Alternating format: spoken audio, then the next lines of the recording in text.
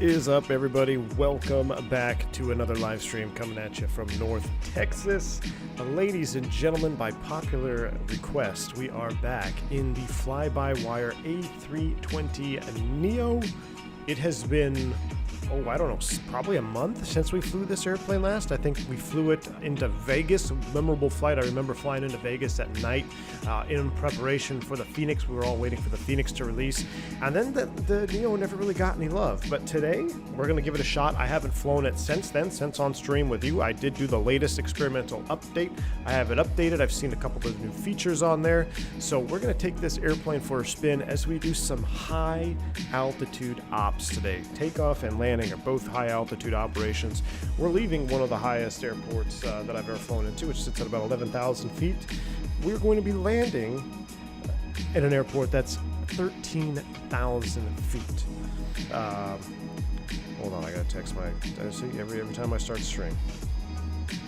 Had to respond to somebody there. Sorry about that. So yeah, we are landing at an airport that is an insane field elevation of 13,000 feet. Courtesy to Dougal McTavish, requested this route the other day on stream. I said, you know what?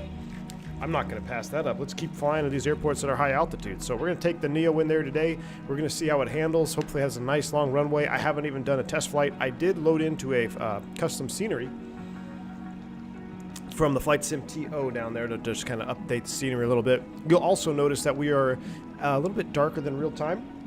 Since the Phoenix really likes to have you fly on real time, I've decided that when we're in the Neo today, we're gonna watch a sunrise. So it's early morning. It's about 6 a.m. here, local time in the sim. So we're gonna fly with the sun rising as we head down to is it La Paz? I believe it's El Alto. El Alto is the name of the airport. So. Robinson J. Santana, get some shout outs here. Welcome to the stream, sir. Alim, what's going on, man? Been a while. Good to see you. Welcome on board. Mr. Chris Stuper, good to see you as well. DE, what is up, man? Yoga indeed. We're going to be Yoga's PAX off today coming out of here. That is one thing for sure. Andres MT, good to see you.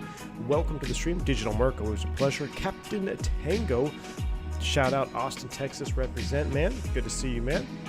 Good to see you. Fubar in the house. Good to see you, sir. Scott, Jeff L, Paul Shoesmith, Blue Bear, Jones 68442. What's going on? Welcome. Juan Andres Pina. Welcome aboard, sir. Welcome aboard. Dougie. Good to see you. Mr. Takamoto. Matt Warren is in the house. Runar is in the house. Chuck Blake is in the house. Mr. Martini. Mr. Martini is always one of the first to drop a comment in the chat. Gotta love that. Love your dedication, Mr. Martini. Welcome on board, man. I hope you guys are ready to get this show on the road. So one thing I did notice right away here with the update is they have chocks now. So we got new chocks, which is pretty cool. We got chocks, and I think we can actually do some other stuff here on the outdoor panel. Let's go ahead and do the let's get the baggage truck, door aft, and catering. Let's see what happens here. I haven't really looks like they're going to start loading bags, and maybe the catering truck's going to pull up to the airplane here at some point. But pretty cool stuff. All right, let's get the show on the road, shall we? Music is done. I am ready. You are ready. Oh, I need to pause this over here. I have a double stream. Give me 1 second. I'm going to close that. So YouTube's got some weird things going on with the update. So basically, I don't know if it's an update or not, but I've been getting this like notification over here on my second monitor to inject ads to the stream, which I'm like, well, I don't want to do that. So if you could just leave me alone over there, YouTube, but that would be great. Flight Simmer, what's going on, man? He says, hey V1, finally off for for the summer and able to attend streams again. Awesome stuff, Flight Simmer 7700. Welcome on board, man. Look at the cargo just about showing up now. They're going to start loading bags. Beautiful. One thing I do love is, look at these windows, man. This is I feel like we're getting in a brand new 320 Latam Neo, or Land Chile is operating this flight. So let's go ahead and fire this thing up, shall we? All right, let me make sure my FS Realistic is on. Yes, it is. All right, here we go. Up to the overhead panel, let's get battery 1 and battery 2 on. Gonna bring the aircraft to life here. We'll go external power on. One thing you'll notice, the sound set in this airplane is absolutely phenomenal. Boris, still think this airplane has a better sound set than the Phoenix. The Phoenix has a really, really good sound set too. But the one thing that really stands out in this sound set, there's two things. Number one, the startup sounds, which are awesome, but the ability to adjust your audio. So look at this here. So I have my exterior master down that 5%. That way when we go to fly with on departure, I'm gonna have to change the emoji from flyby to fly with.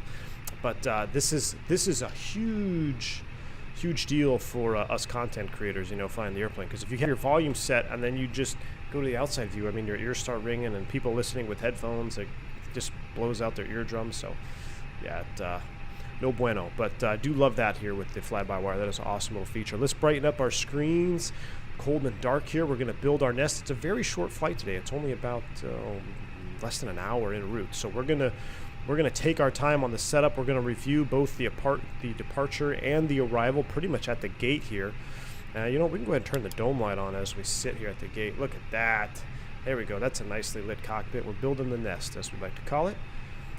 But yeah, short flights. We'll take our time. We'll make sure we do everything by the book, by the numbers as much as we can, and then we'll take off. It should be a lot of fun. Casey, what's going on? Welcome. Engines sound amazing. Absolutely. Fubar, you're on it. Thanks, man. Fubar is the he made the last two emojis there, our fake pilot emoji and the Sia emoji as well. So yeah, we're gonna have to change the flyby to fly with, or fly with you. That's kind of funny, Jeff. I like that. They upgraded the pad nicely. They'll get it right. I know that for sure. Absolutely, man.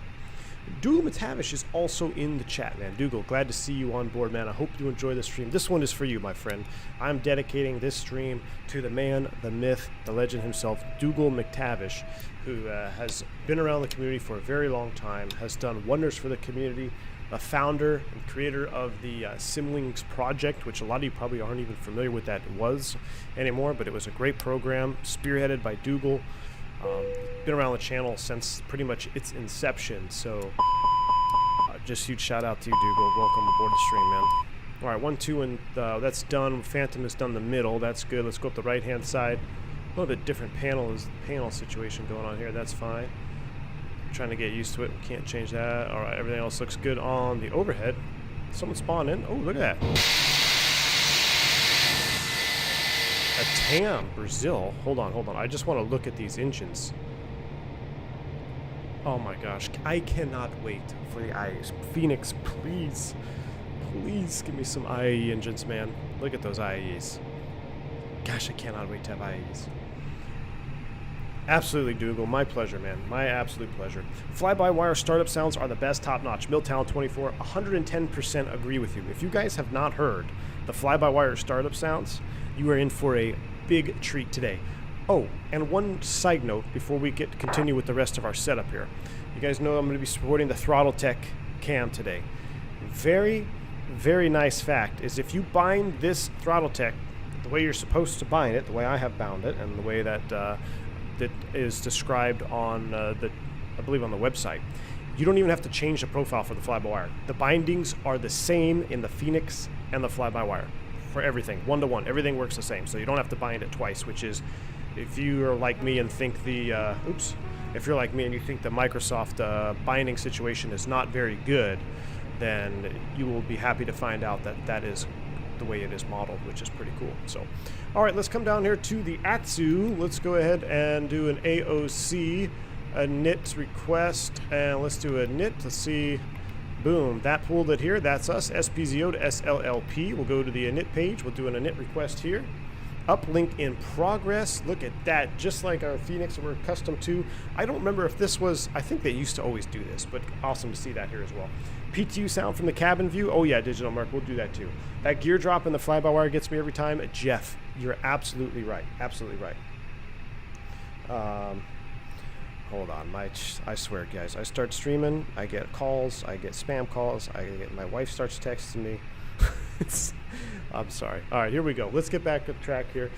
Is Throttletek out of stock? I tried to purchase it, but only gave me an option to send an email to Roberto, but no answer. Mustafa, that I do not know. There is a likelihood that he could be backed up on orders now. I am not sure, though. I'm only just speculating. So give him send him an email if that's something that you're still interested in, for sure.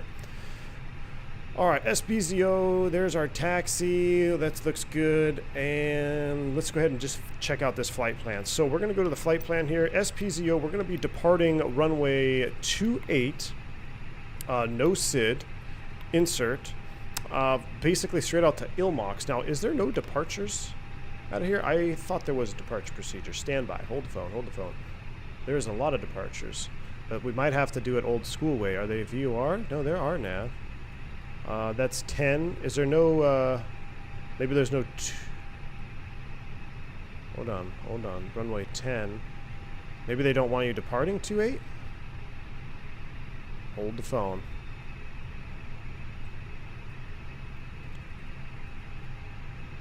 Hold the phone. This is a 28 departure right here. It's an arc departure. Ooh, that's spicy. 28 isn't authorized. Well, that will change it. Let's do it. Let's depart runway 10. Departure runway 10. What did SimBrief give me? Standby. Fetch from server. It gave me Ilmox.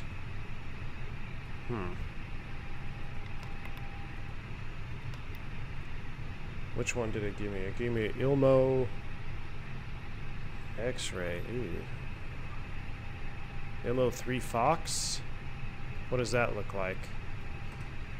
Let's put you into plan mode. Alright, that looks pretty good. Ilmo 3 Foxtrot. So that would be Ilmox 3 Fox. Let's look at this here. That looks pretty good. Yeah, 1-1 right turn. Okay, we can do that.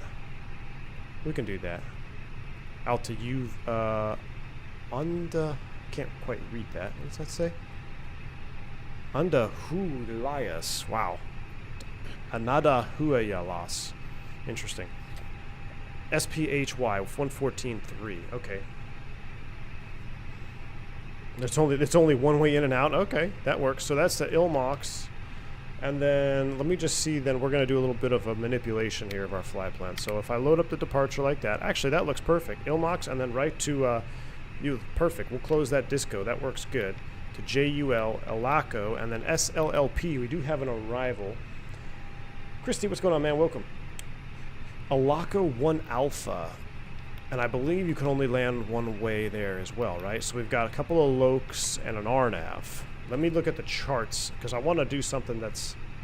I want to try to do something that's not really standard, maybe, or something that's a little bit more fun. Let's see. SLLP. We got multiple arrivals we could do here. So the ILS Zulu runway 10.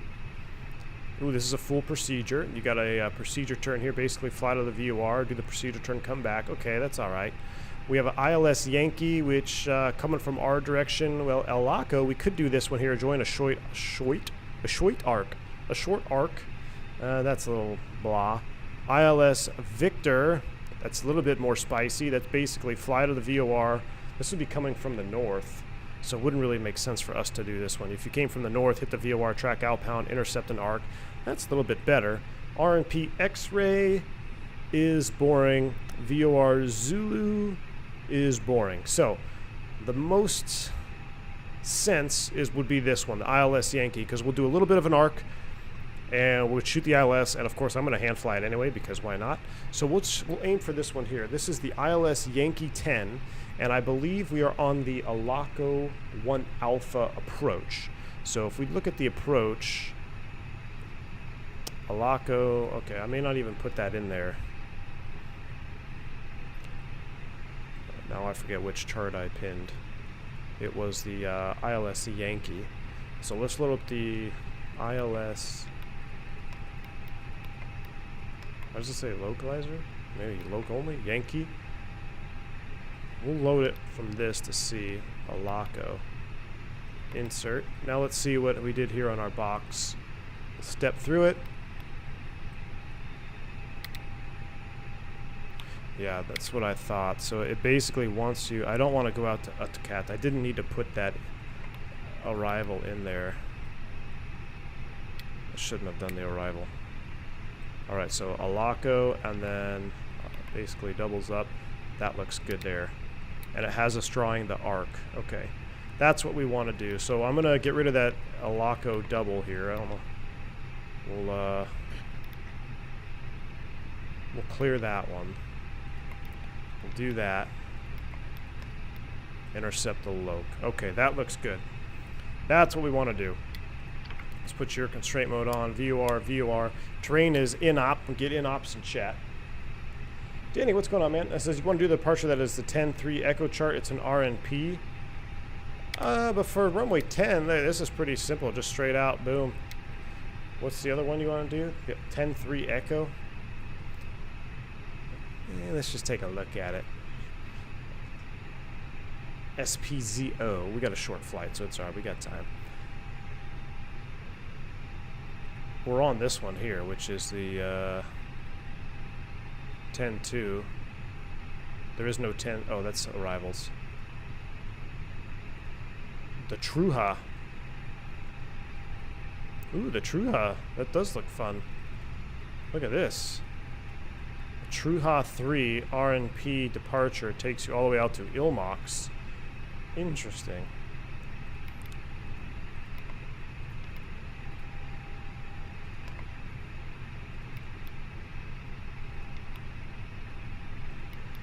Let's just see how messed up we did it down to our box. Let's see what we got going on here. Truha 3.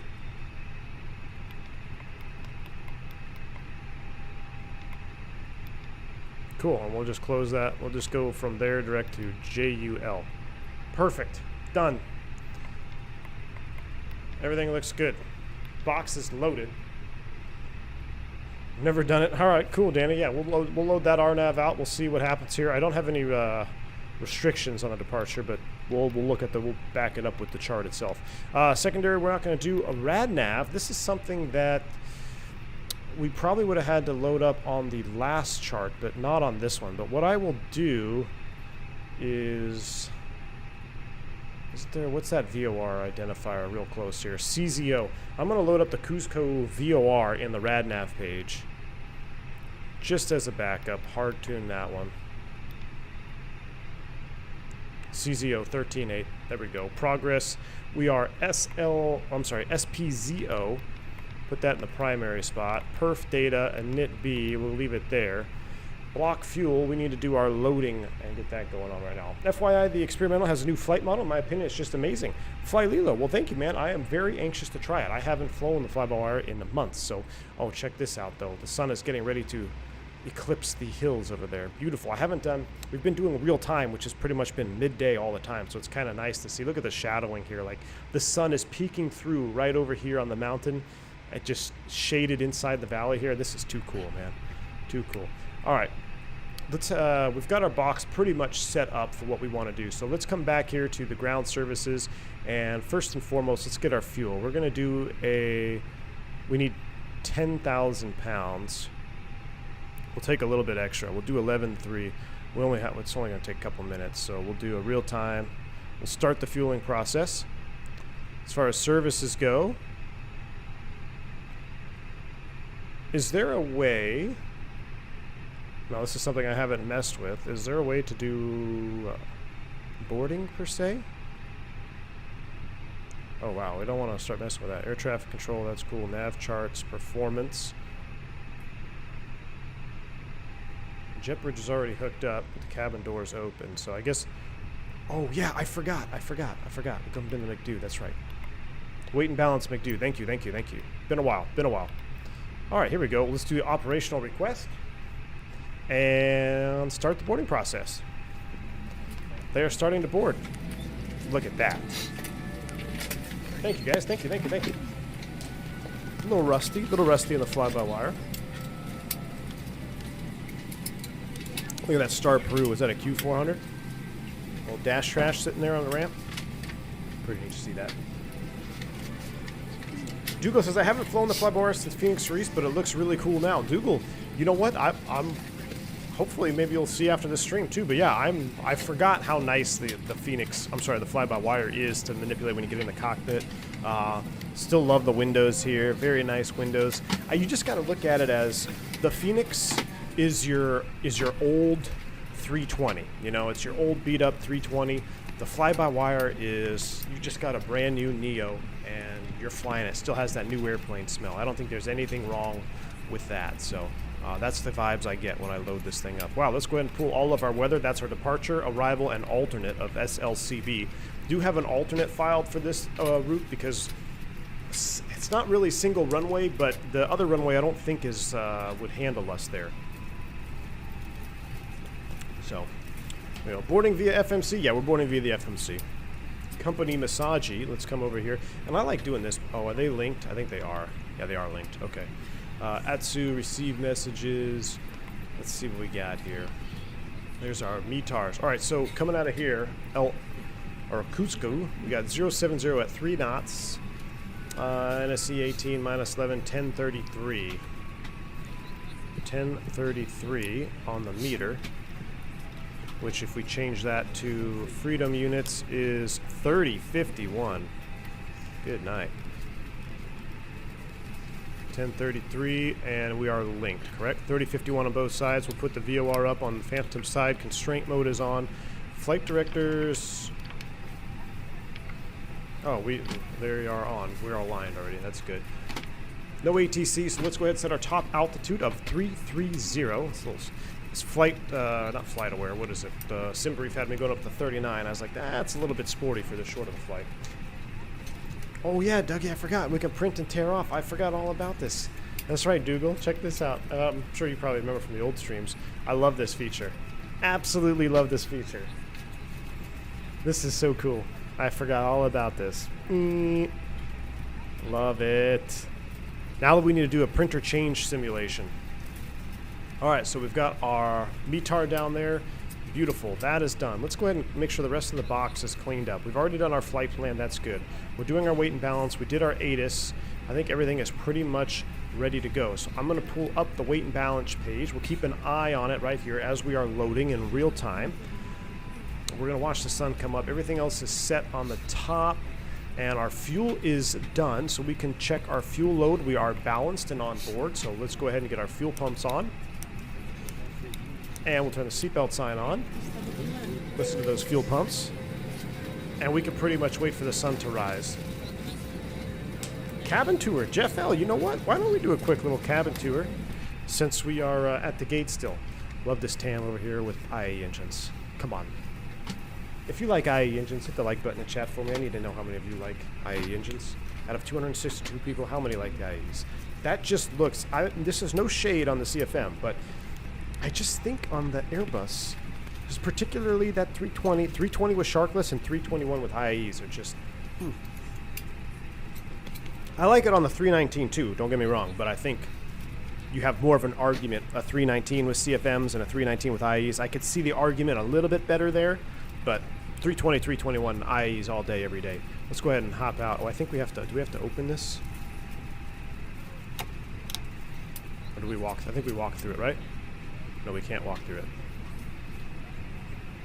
Oh, there is no cabin tour. Jeff. You're trolling me, man. You're trolling me already. I'm too susceptible for that. Like, it's too early for trolling. XP72 is in the house, ladies and gentlemen. Big shout out to XP72. What's going on, man? $5 super chat. Thank you, sir.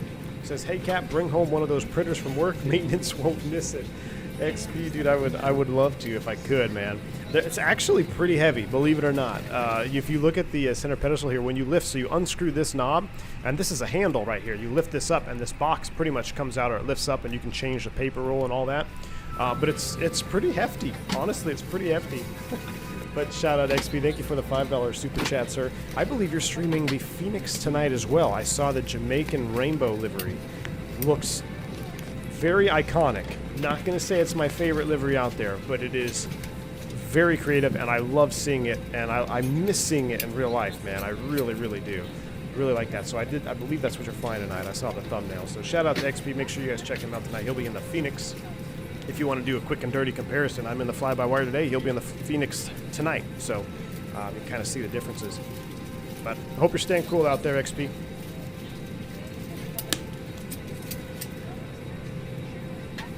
The minibus 319 IE with sharklets. Oh yeah, Robinson.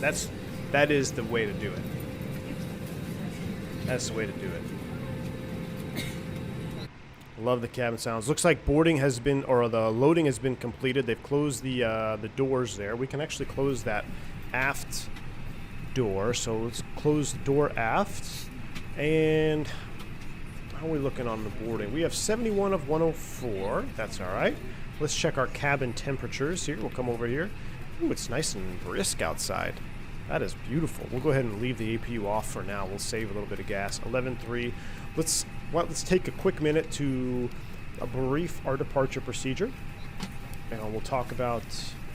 Or you know what? I haven't messed with the performance yet. Oh, this is landing, right? Okay, so we don't have takeoff performance. Just want to make sure. Okay, cool. That's landing performance data. Pushback. I haven't seen this. Whoa.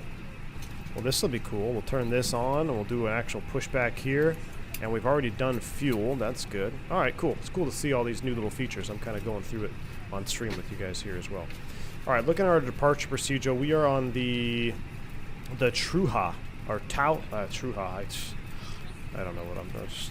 Tua, 3 Alpha. The one that goes straight out. This one here. So on this departure procedure, can I rotate this at all? I don't think so. Yeah, make it bigger though. There we go. All right. Required FMGC, McDo autopilot, EFSDU, RNP. This is a pretty hefty departure procedure here. RNP, PB, if installed GPS, IRS, FCU, Egypt, WIS. Jeez. Authorization required. FMS, deselect URC, VOR, and Cusco VOR. Procedures not authorized. Above reported surface temperature of 26, so we know we're below that. That's good. All right, departing runway 10. Basically, we're going to be committed on the takeoff coming out of here. We're going to, after V1, we are out of here. We are not going to do an immediate return because we're just going to have to climb out on the valley here. Looks like we have an altitude restriction at ZO 600, which is 17.5, 18.5, 19.5. Those restrictions, we'll make sure they're in the box on the fly out, but it's pretty, looks like it's pretty self-explanatory. We're just going to be flying up the valley here. If we have some type of emergency, which I don't foresee happening, we'll speed up, clean up, we'll fly the airplane. It's a visual day. We'll stay clear of terrain, and then we'll work up something to come back around in. But probably will not be coming back in here single engine. You'd have a departure alternate would be my guess. Although I've never flown in here in real life, so I have no idea. But I would wager that there is a departure alternate going on here if you pop an engine. All right, so the departure looks pretty self-explanatory. It's going to be an RNAV. We'll just climb up to 330. Let's take a look at our taxi diagram real quick, and then we're going to look at our arrival. Taxiing out to runway 10 here on the 10-9 page. We're going to push straight back, and we'll use our Cat 3 tiller. We'll do a Charlie taxi out, full length, runway 10. We don't have to do any back taxi or anything like that. 11,500 feet available for takeoff. That looks good. Boarding is completed. I'd love to hear that. Looking at the... Yeah, that's fine. Perfect. Out to 10. That looks good. All right, I like that. Boarding is complete. Let's go ahead and get the APU on. A little bit faster than I thought. Is my nav on? Oh, yeah, nav logo will come on. Let's go ahead and listen to the APU startup sounds.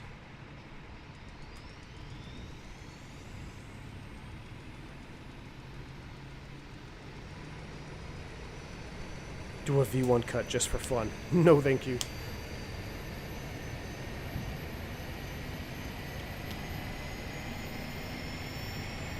Chaos says the dashboard, FlyByWire has EFP stuff, current METAR, and pin charts. Oh, cool, Chaos. I'll check it out. I take the FlyByWire for medium flights. Performed excellent with no FPS to grade. Yeah, the one thing I did notice right away was big performance boost. Oh, look at this, guys. I've never seen this. The sun is rising. The sun is rising. How many sunsets have we watched? We're watching a sunrise. This is too cool. We might just have to sit here for a minute. Look at that. And the reflection off the little wet... There's a wet spot on the pavement. Okay, this is ridiculous. Guys, look here. You see there's a little wet spot right here and a wet spot right here? As I pan the camera, the reflection correctly reflects off of the only part of the surface that is wet. That is next level. Get me some juicies in chat. The juicies and Kool-Aids in chat, because this is just this is too cool. I mean, I've never watched the sunrise like this. Traffic 10-20-100, pushing back to the stand.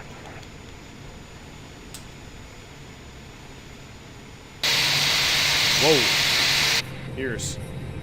Looks like the TAM is pushing back and starting. All right, he's done. Let's go ahead and get the APU on. Let's get the external power off. Hear the sounds come up. We can go ahead and disconnect that. Let's go ahead and pull the chocks. How do we pull chocks? Not that way. I guess we can get rid of the jet bridge. Pushback system on. I don't have any other add-ons, so that's good. Confirm. And let's go ahead and call the tug.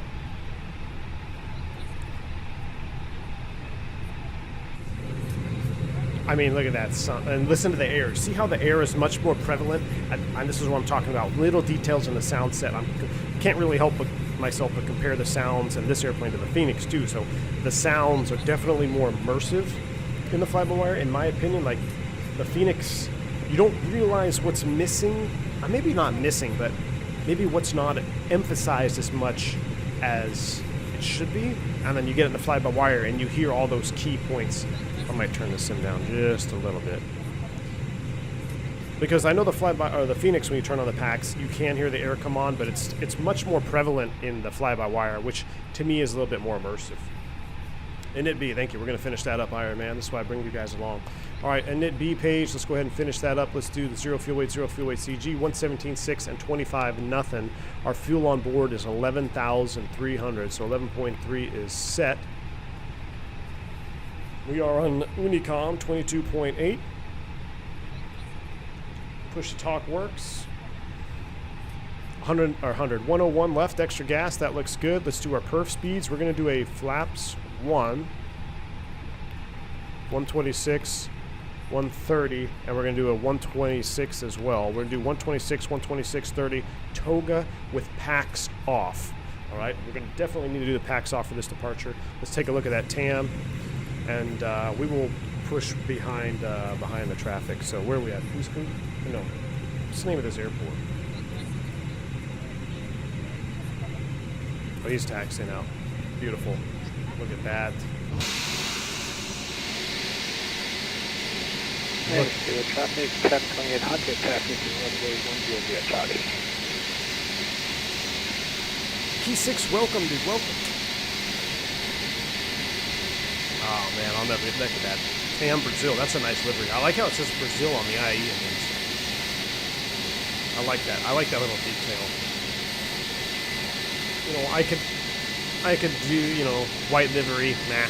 But the Brazil right there, that font on those IE engines look amazing. That was really well done. I might have to fly that livery next. All right, he's clear. Let's go ahead and get our beacon light on. Flight attendants, arm doors, and cross-check. Alright, so they're going to arm doors, cross-check. Would you say that the sounds in the Phoenix are more appropriate for the flight deck? Maybe you wouldn't hear the engine siren.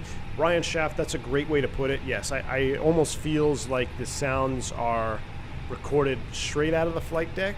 The flight deck sounds are very good, and I'm sure there is some like 3D modeling of the sounds in the Phoenix. You can hear the sound change, you know, in front of the engine, behind the engine. But little things like cabin ambiance, and check this out. You hear the announcement?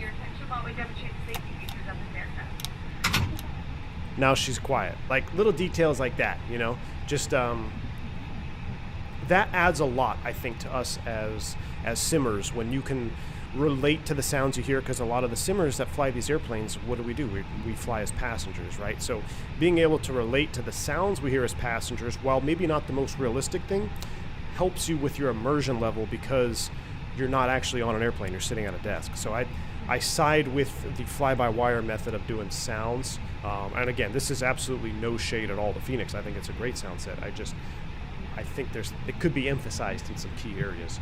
All right, let's do a before start checklist. Windows door and slides, closing arm, beacon on, thrust levers, idle, parking brake is on. Before start checklist is complete.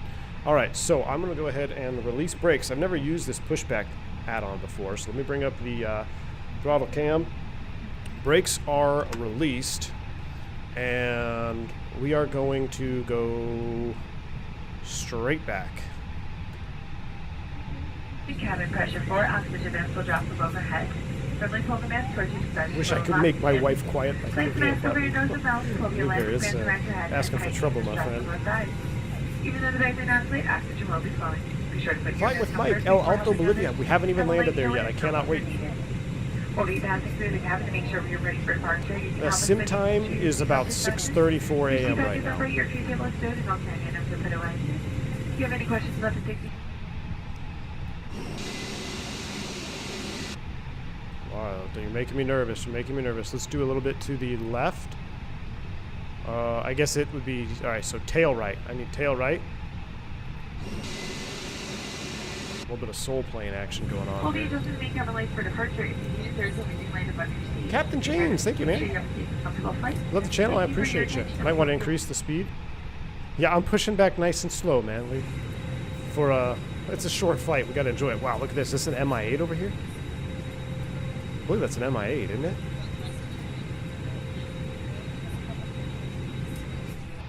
I need to go tail to the right, please, sir. Look how it shows you where you're pushing. This is very cool. This is very cool. I know I can increase the speed a little bit, but I actually don't mind it. I don't mind this pushback speed here. Alto is built on a slope, makes for a fun taxi. Dougal, I cannot wait, man.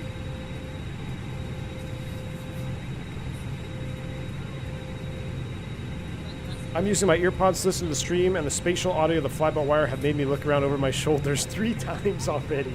XP, nice, man. Yeah, that's exactly what I'm talking about. Like, it's, you know, you can really hear the spatial awareness, spatial audio. You're really aware to the sounds changing in the fly-by-wire. More so, in my opinion, than in the Phoenix.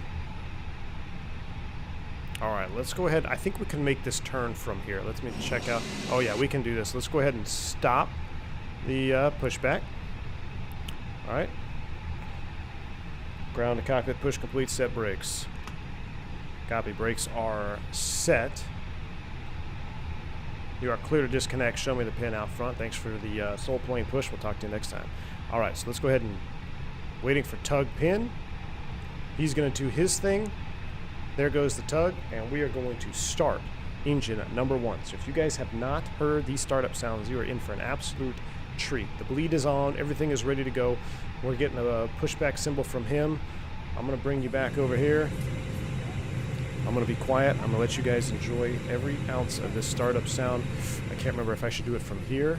I think from here is the best. I'll remember. I'm going to mute my mic. I'm going to boost the sounds. Enjoy the startup sounds, folks.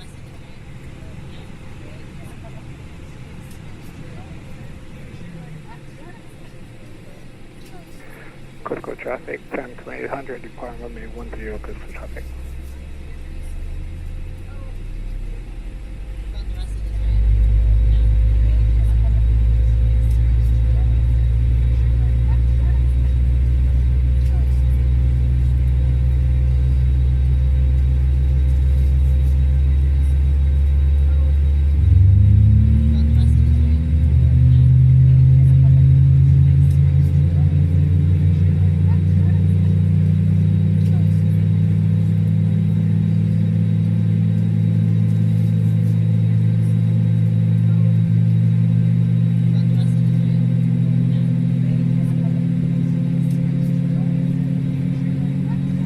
How cool is that?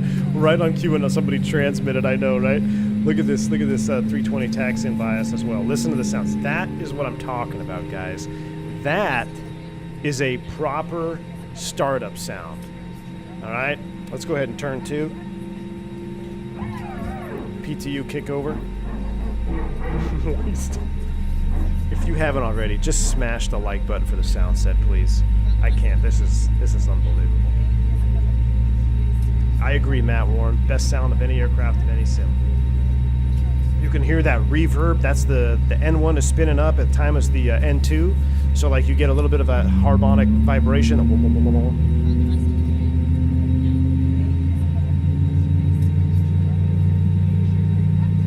Then when both engines are at the same speed, fan speed should be synced. Critical traffic, 10-2800, clear runway 10, straight of departure.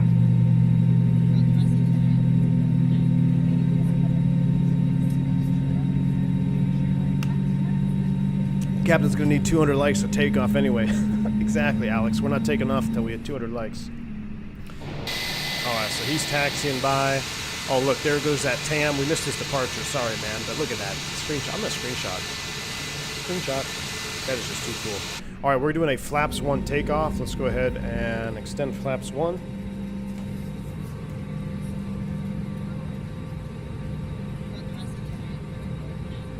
I don't know what's better, V1's reaction every time on startup or the sounds themselves. David, every time I hear it, man, I'm blown away. And then see how we come up to the cockpit, real quick, and it's like it's much more realistic up front. Awesome, awesome, awesome, awesome. We're going to actually do a true packs off takeoff for noise. So we're going to go ahead and turn off the APU bleed. We'll turn off the APU master. We're going to do a full packs off takeoff with the actual packs. Everything else is done there. We're flaps 1, Toga, flaps are set. Our trim was, I don't remember. Let's just give it a little juice. Let's give her like a, let's give her a little down set. Should be fine. All right. Cusco traffic, land, Chile 357, Texan runway 10, Cusco. Taxi light on, outside view, brakes released, and we're gonna make a hard left turn here. Taxi cam, let's roll.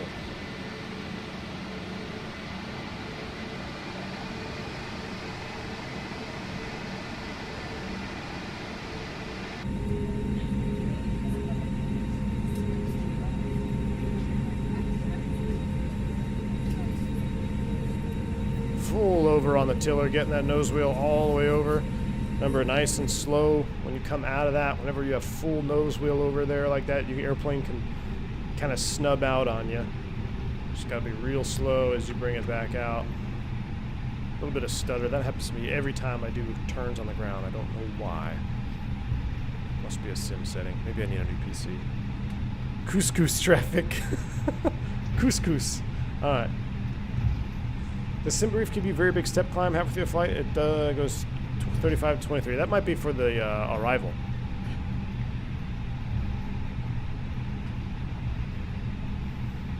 Can we do a proper...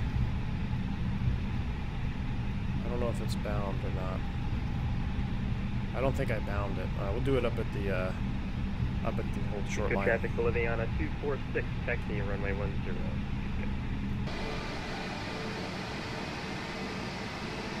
That's just awesome. Is it challenging using your non-dominant hand operating the Airbus? No, not at all, Max. It's a little bit weird the first time you switch seats, but yeah, a couple sim sessions, couple flights, it's second nature.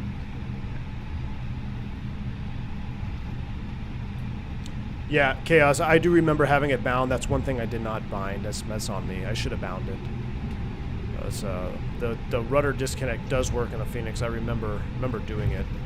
I didn't switch the profile over in settings. That's all right. We'll give it. This will help give us some spacing anyway up here.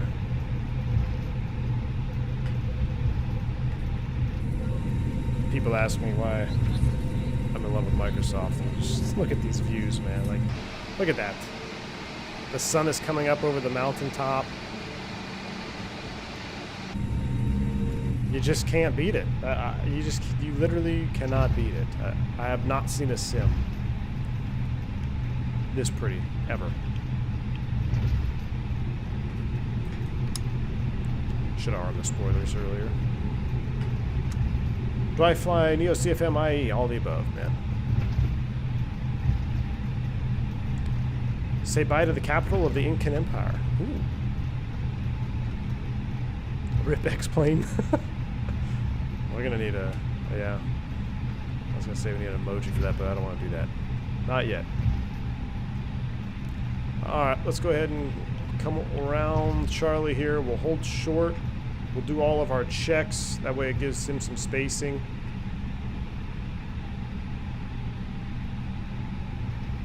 We'll kind of park it at an angle because I don't want to go over that hold short line. Right about there is good. Brakes are set. I love that. I love the sound. So hearing the sound of the parking brake when I physically set the parking brake on my panel is just next level. All right, let's do a flight control check. Full up, full down, neutral, full left, full right, neutral, rudder, full left, full right, neutral, auto brakes max, takeoff config check. It's in auto, we turn it on and auto. TARA, oh, you know what, we need to set 2000. 2000 is set, on, and TARA. Couscous Revica, land, Chile 357, gonna line up runway 10. Alright, I think we are pretty much done. Let's do a takeoff config check. Oh, let's do a forward call first.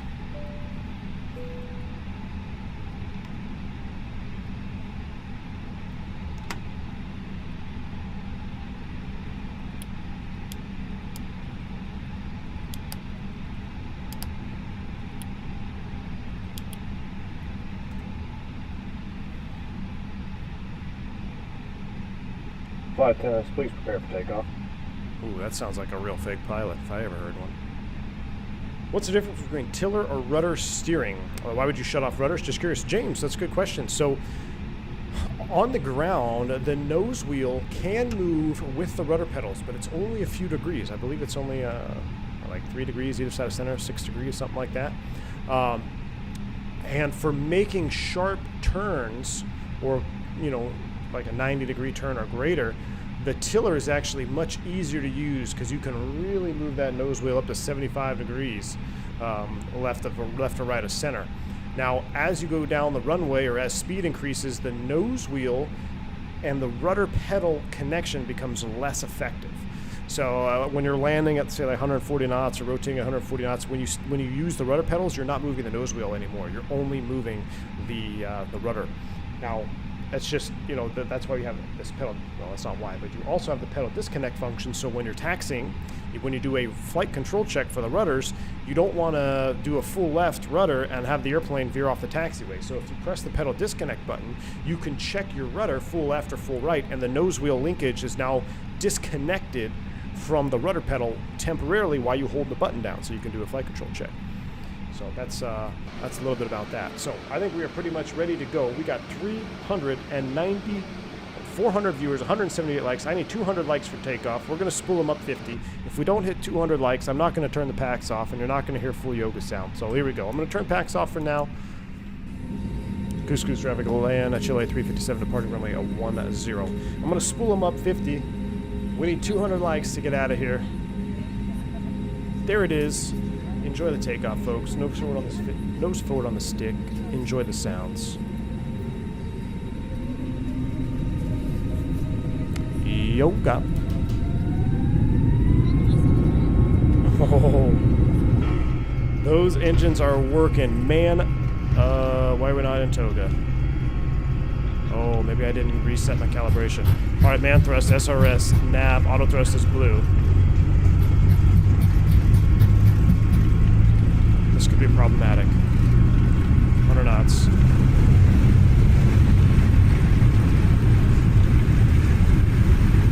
V1.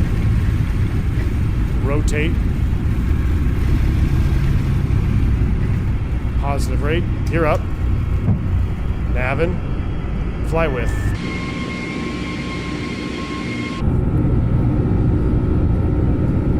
Yeah, you know what? I don't think I calibrated.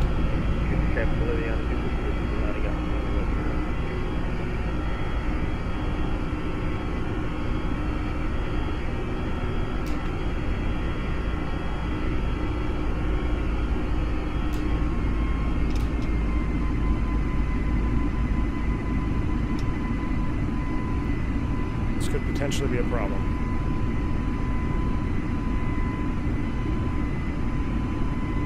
It looks like it's in the zone.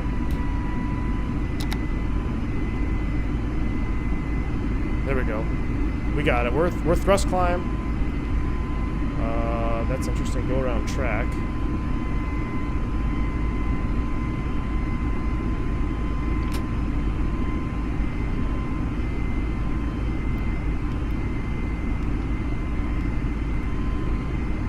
Okay.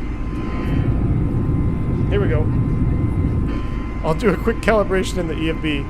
Let me recover the airplane here first. Let me get us going. 250 on the selected speed. We're still in SRS. Packs are coming back on. We're just popping someone's ears because we didn't wait.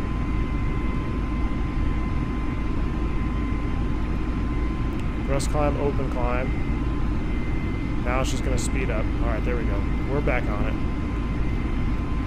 Not quite the proper way to do that, but we're good. With thrust climb, open climb, we're navving at 330. Enjoy this takeoff. Jeez Louise. I can calibrate it in the fly pad. I will. That's on me, man.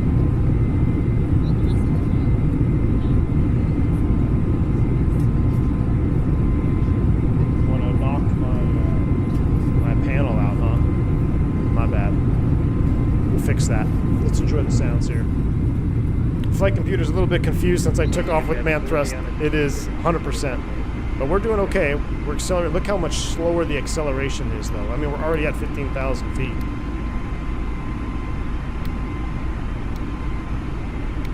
There's S speed. We'll go flap 0.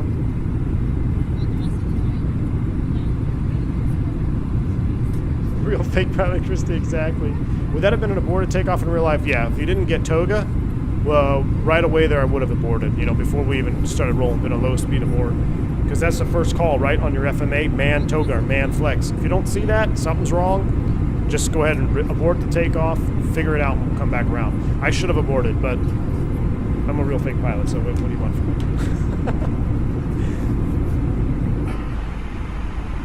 Alright, we're coming up to 250. We're at 10,000 feet already. We can go ahead and turn these lights off. Could turn the dome light off as well.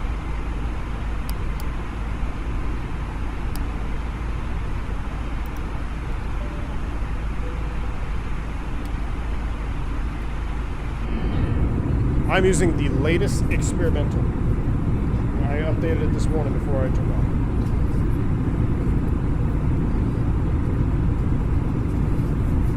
Golly, these with that view though, the sun coming up. I think I was thinking very, very rare, isn't it? FMA displays wrong info. Yeah, no, the FMA it didn't display wrong info. I just my calibration. I should have done a calibration of the throttles in the EFB prior to takeoff or prior to the stream. FS realistic is on. Yep.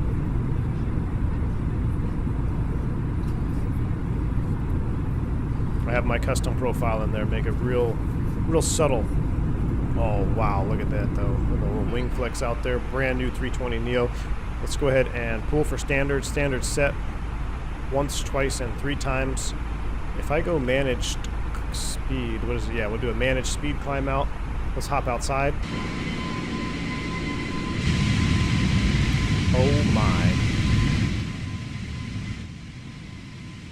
That is the view right there, folks. What does it mean when the Airbus sends a message cabin pressure, excess cabin altitude? That means that the cabin altitude is at that you're exceeding the cabin altitude limit. So you're getting close to 13,000 feet in the cabin.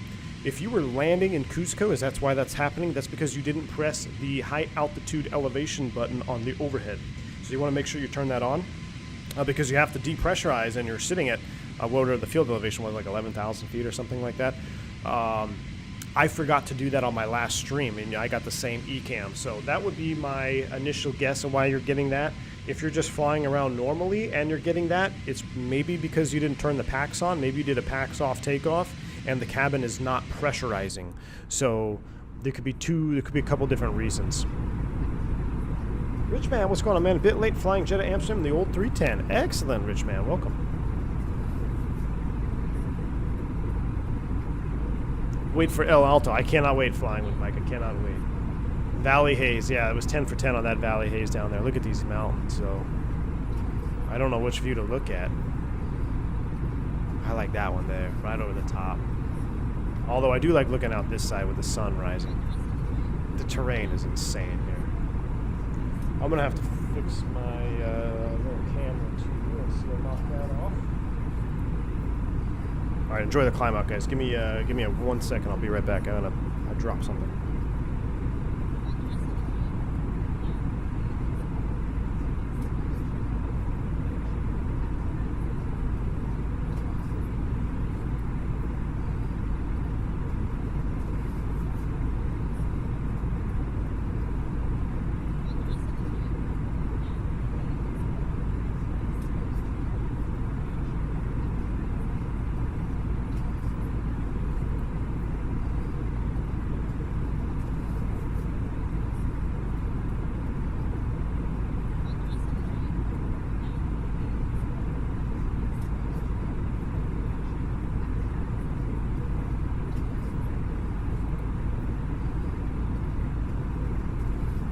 Alright, hopefully for now that will fix it. Let me do a quick look at the throttle cam real quick here.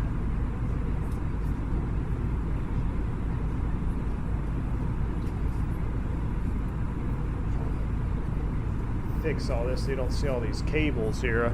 It's a temporary solution until I can fix it. There we go. That'll have to do for today's flight. Alright, we'll go back into live mode. Wow, man, I'm starting to see some snow caps. How accurate would you say the wind noise in the cockpit is? I always try to adjust it most realistic. Matt Warren, I have wind noise turned off in FS Realistic. So, I think I have this profile. Basically, it's my Phoenix 320 profile that I have linked. And if I look at the effects for windshield wind, I have off. And airframe wind, I have off. The sounds that you get in the airplane have their own wind effects, which sound good enough, they sound pretty realistic to me, so I just leave them at that. Man. See how much quieter the Neo is, though? I love it. I feel like we're actually in a Neo. And there you go, yeah, Chaos, you see, the FlyByWire does have its own wind noise, so if you double up, it's going to be too loud. If you want, this is the same profile I use for the Phoenix, and I've uploaded it on the profile cloud, so if you load into your Phoenix and you just search for my name, look for my profile, the one I uploaded, and then you could just link it when you're in the FlyByWire. You can just link profile. You don't have to, make a new one per se. But like the sounds that you hear right now, that wind noise is just very good. Very good. Oh, look at that view there. A little snow-capped mountain top action. The sun reflecting, so good. Danny says on the top of the departure chart it says FMS deselect the RIORs. You may know why this would be. Look at the amount of nav equipment you need, though, at the number 1. You need below, though, at number 1. Oh, right, yeah, so deselecting the VOR. Why you... I would have to do... It probably has to do with some type of accuracy, some nav accuracy, because it's an RNP and maybe it'd be unreliable signal in the mountains. That's why they want you to deselect it. There's a couple different reasons why you would deselect a nav aid, but yeah, I noticed that in there. I don't believe we can deselect nav aids in the airplane though. Flight time today is very short. It should be at the top of the screen here. I'm not sure what the ETA says because I've adjusted sim time, but I can tell you as far as time remaining, we're landing at 12:40 UTC sim time, and it is 12:10, so we only got about 30 minutes to landing. But we're climbing up to 330. It's a short flight. We'll turn the seatbelt sign off when we get to cruise. Let me readjust my cruise altitude in the box as well. We're going to set 330 here, and let's put in our arrival airport SLLP. El Alto is set, 225 miles to go.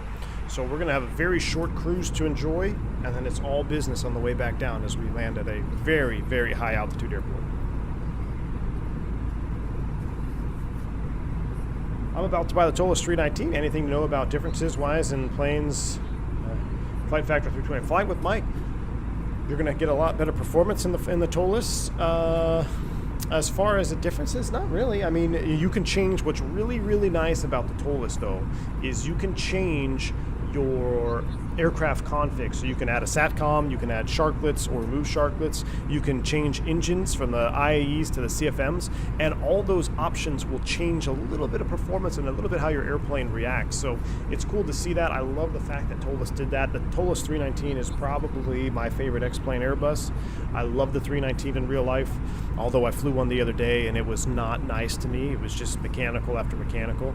But I did enjoy flying it, and I did have a nice buttery landing in the 319. Which, if you ever flown, if you ever fly like all three of the Airbuses, 19, 20, and 21, the 19 when it's light it's just, there's something about it. It's real chunky on landing, and I was happy enough I got to pull out a nice butter on it. But I have chunked my fair share of 319 landings. So I love the 319 in real life, and I love it in the sim. I think you're really going to enjoy your Tolis, man. Have fun with it. It's an Airbus. I mean, as long as if you know how to fly the Flight Factor, you'll know how to fly the 319. Airbus is an Airbus. Lake, is that what the lake? I was wondering what lake that was. I think are you trolling me again, Jeff? Lake Titicaca, right? I feel like you're trolling me. I know nothing about the lakes and reporting points down here, but that looks awesome. What happened mechanical-wise, Matt? We had an LGCIU-1 fail, and then it was fixed, and then it had failed again, and then they were going to replace it. And long story short, we ended up swapping them out. But I had an LGCIU fail. We had, what else did we have? We had a TRU go out on us. All minor. I mean, it's all minor stuff, but it was just like the airplane was not happy to be flying that day. That's all. It is Lake Titicaca? That's awesome. I feel like that's something out of, what's that movie with Jim Carrey? It's like the Animal Whisperer. So that's Lake Titicaca, huh? Well, I'll be damned. Never in my life would I thought I'd been flying over Lake Titicaca. Is it further southeast? I know there is a big lake that we're going to pass. Let me go back to nav charts. Let's start looking at SLLP.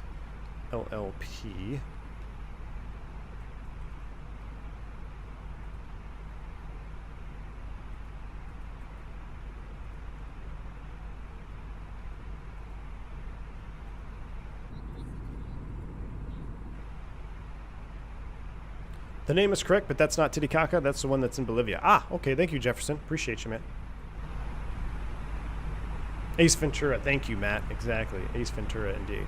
All right, well, level 330. Let's get the seatbelt sign off. Ladies and gentlemen, once again from Flighttek, your captain speaking.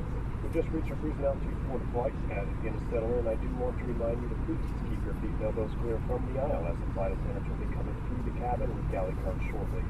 Also, one more reminder to please refrain from congregating with the front galley with the flight deck doors located. Thank you. Who is that did that announcement? That's pretty good. You guys know who it was? I don't. It's pretty good. But see, it's little things like that in this sound pack, you know, that it really drives the immersion factor home. Like when I love flying the Phoenix. Don't get me wrong. I mean, I've been flying it, what, for a month straight, pretty much. But when I'm airborne, and even the boarding process, I feel like I'm flying an empty airplane. You know, it just feels like I'm deadheading, or not deadheading, or repoing an airplane. I miss that cabin interaction, the announcements from the flight attendants, the announcements from the pilots. I miss that little bit of immersion that makes me feel like I'm flying a little bit of a ghost plane in the Phoenix.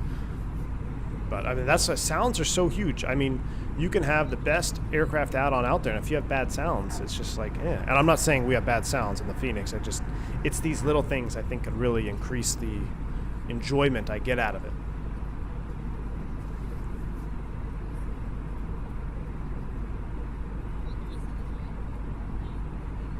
They're on the way to become the Zebo of Microsoft. Jefferson Santos, I totally agree with you, man.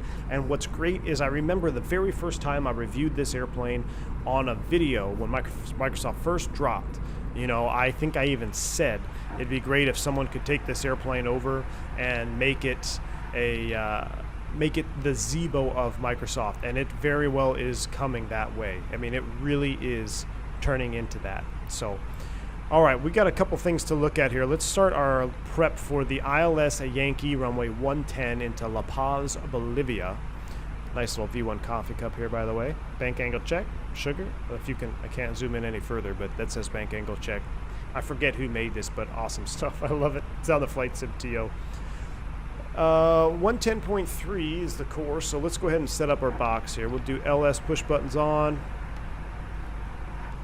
It sounds like that toilet is getting heavy use. LS push buttons are on. Let's come down here and let's look at our flight plan. 2904 final. Let's go into plan mode. Zoom this down. So D294 Hotel. Let's zoom this in here. So we're coming in El Aco right here. D294 Hotel. And then that's basically the radial that's we're going to turn inbound on, which we should be able to do this all in the nav mode, in FMS nav. But we're going to hard tune a couple things. We're also going to hard tune La Paz at 115.7. So if I clear this out, we're going to 115.7. Hard tune that. Pause VOR, beautiful. And then what I can also do is I can hard tune that radial, the 294 radial, just as a backup. 294 is set, and on the second nav, what I can do, I'm pretty much only using pause VOR, right? So I'm gonna just double hard tune pause. I'm actually gonna do this one with the identifier, see if it makes a difference. I don't think it does. 115.7. And we got dual pauses up there. And for the course for the FO, so we're going to come in on the 127, which is the 307. I guess we could sync that up, right? So we'll do the 307 outbound. We got to get the reciprocal. So +2, -2. We can do -3. 2 minus 3 is 1. 127 is the inbound course. All right, that looks good. Joseph Daniels, thank you. Yes, I love the cup, man. I absolutely love it. Thank you. All right, let's go ahead and brighten up the screen a little bit. 117 is set. And I believe VNAV, did it? Okay, no, it says we got a decel point up there, but let's go ahead and continue prepping for the chart. The decision altitude for us is 13,331. Oh my gosh, 13,331.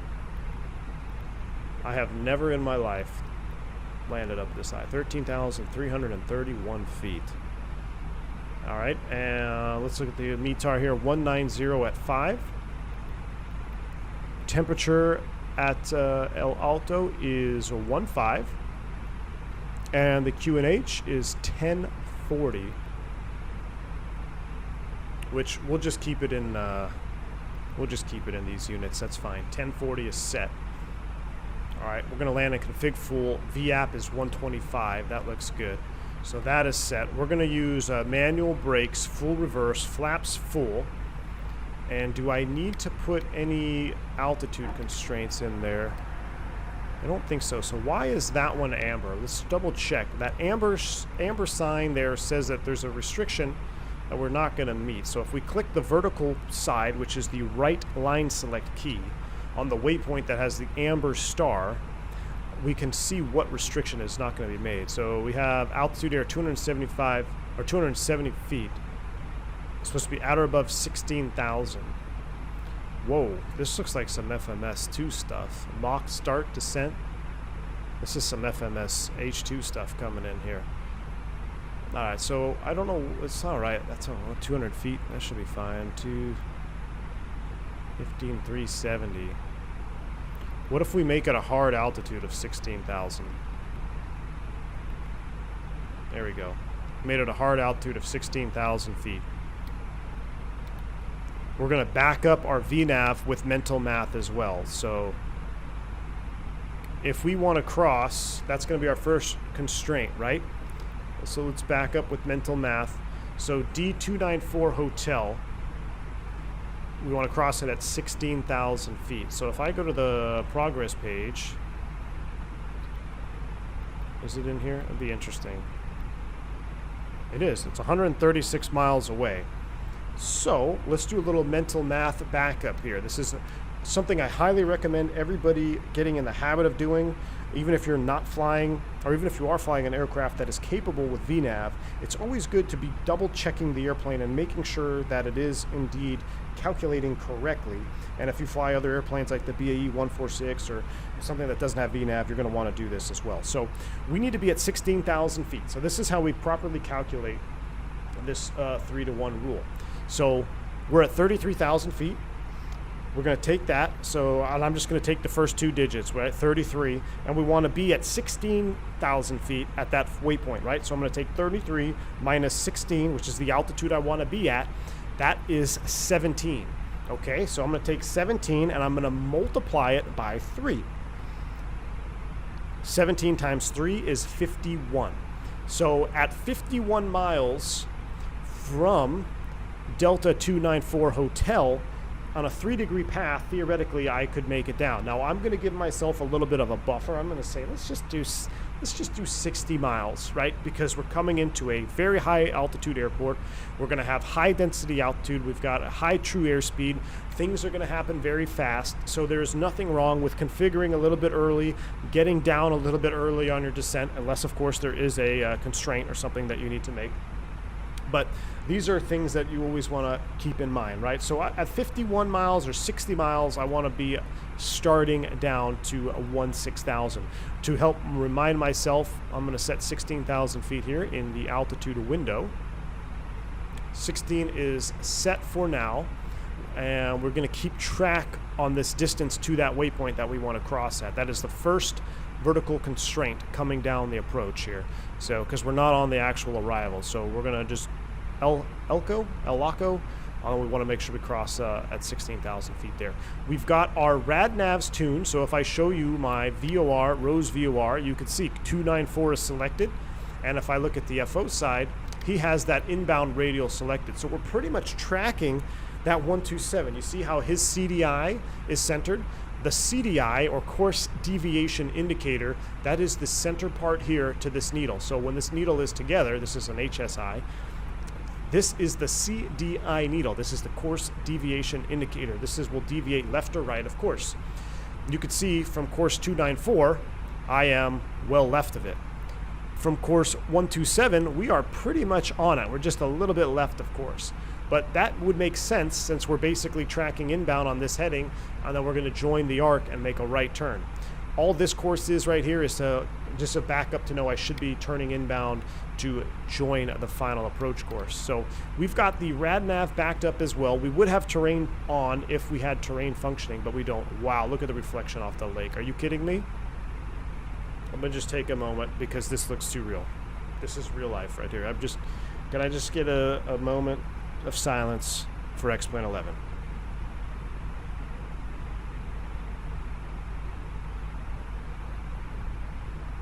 Okay. I mean, I literally looked up, I moved my screen over, and I thought I reached on my head for my sunglasses. That is unbelievable. Okay, I don't even remember where we were. Oh yeah, terrain mode would be on if we had it functioning. We already briefed the landing. We're going to do full flaps, full reverse, manual brakes, and I will probably turn off the auto thrust as well, okay? Because I made a mistake. I should have properly coordinated or calibrated my stick. It looked like it was pretty close. It might just have like a tiny dead zone or something, like a 1% or 2%. That's not quite putting it in the detents, which is totally fine. I want to use manual thrust anyway, so let's go ahead and we'll turn off the auto thrust. We'll get the airport in sight. We're going to hand fly it and just fly all the way down 3-degree path with the bird on. So that is your approach briefing. We are set up. We have our RadNav page dialed in for our top of descent backup, and I think we're pretty much ready to go. Do you have any questions? No questions? Good. Let's sit back and take in some of these views.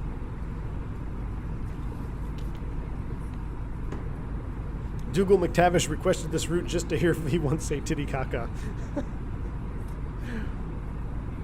All right, so which one is Titicaca? This big one? It's got to be the. I mean, this is a big lake. This is a big Titicaca right here. There's an island down there too. A couple of them.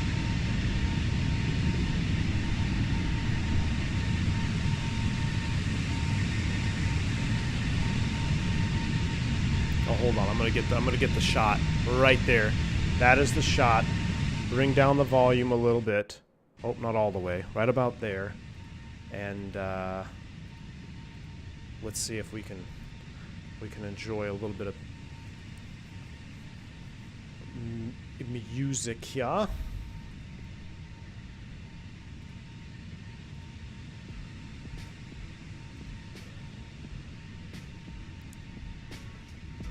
Ladies and gentlemen, I invite you to sit back, relax, and watch the death of X-Plane 11.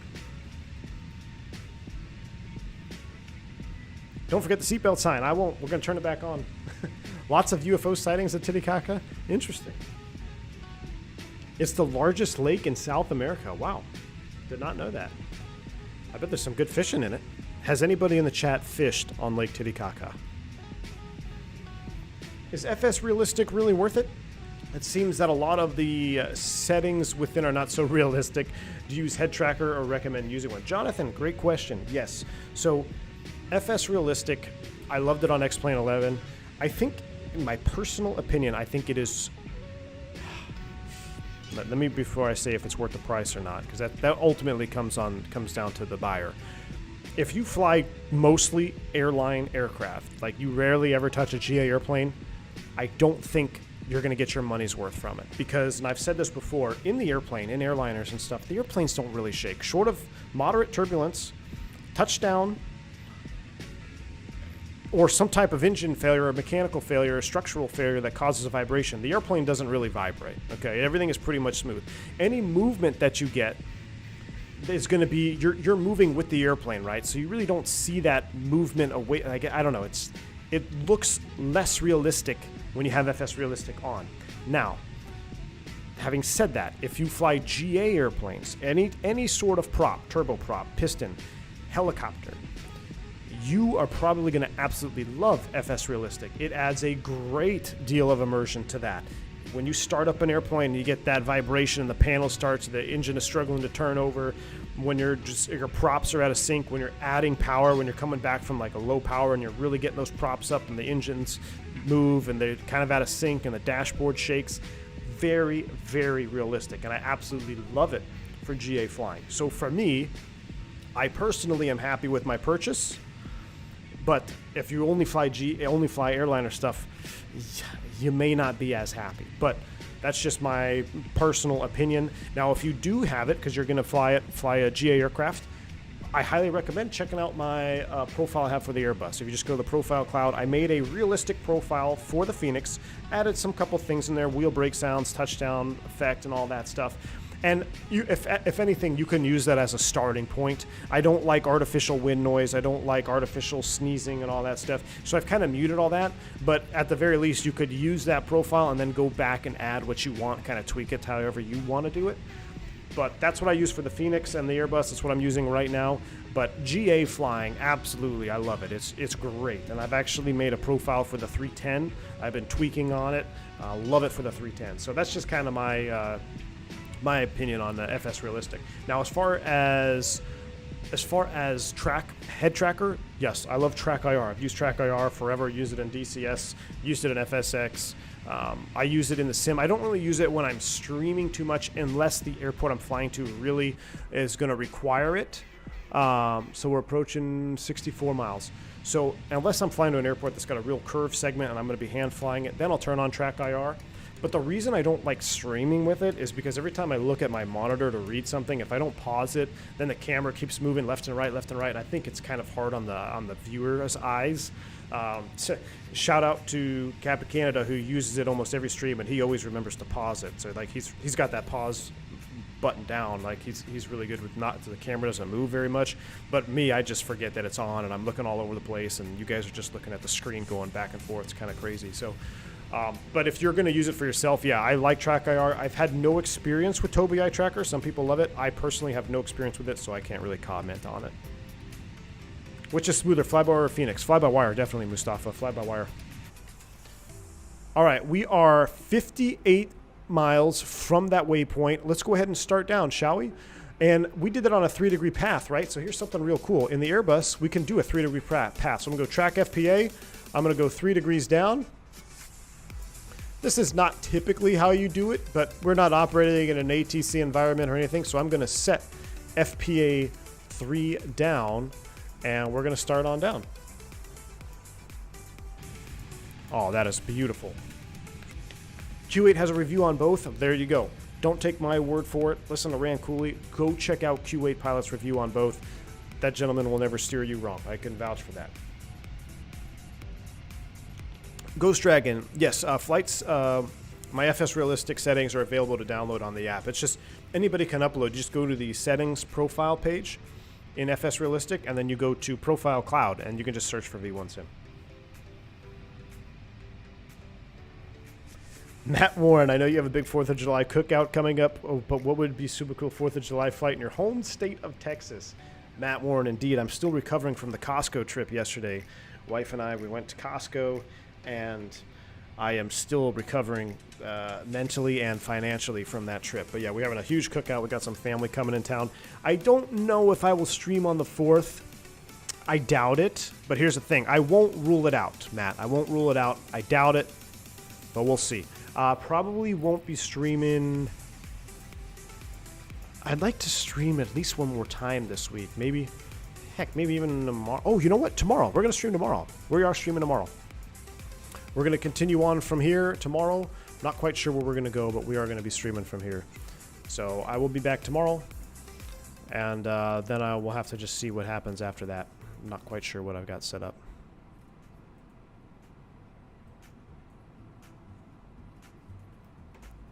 All right, let's see where we're at here.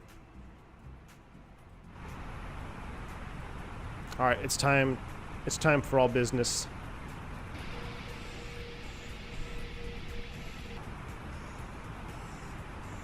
Well, not quite. Well, almost. Gosh, look at that. There goes Lake Titicaca. Titicaca's behind us now. What are my thoughts on the Boeing 707? Very cool. I like the 707, man. Micah, what's going on? Welcome to the stream, sir.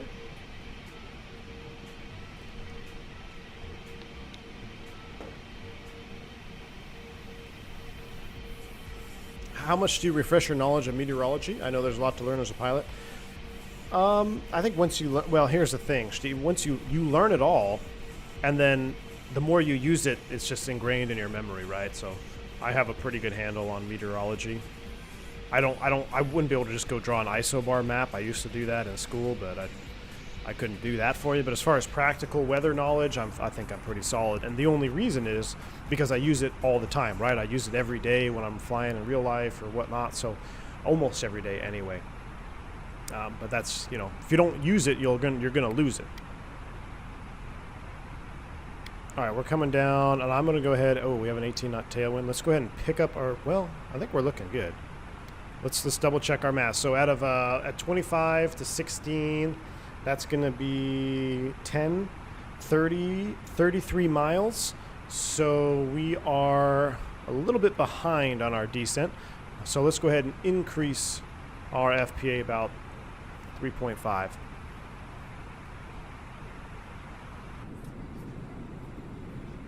And let's go ahead and turn the seatbelt sign on as well.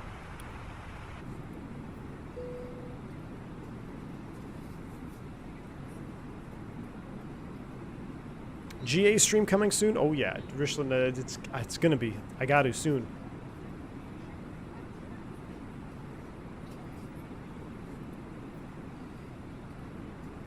Where do you get this plane? This plane is completely free, brought to you by the FlyByWire team. You can check them out at the FlyByWire website.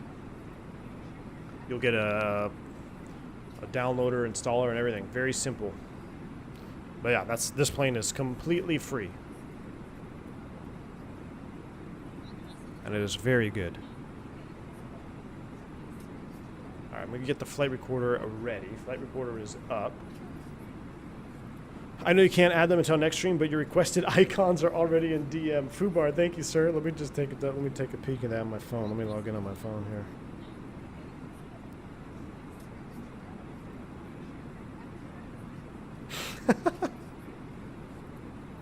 Oh, that second one is going to cause problems, Fubar, but I love it. Thank you, sir. When it comes to weather, you can also be an amateur radio operator or ham operator like myself and already know about it, especially if you've been a Skywarn spotter. There you go. I'm back. Is that Lake Titicaca below? Yes, we just passed Titicaca. Titicaca is now behind us. That's really fun to say.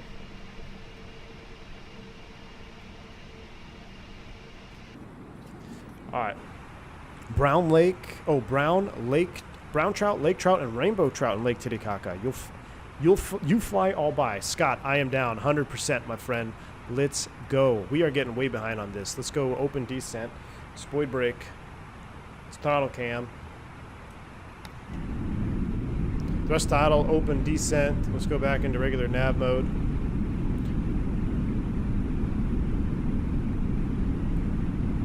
Let's try to catch up to it here. Because I also want to slow down, which is not good.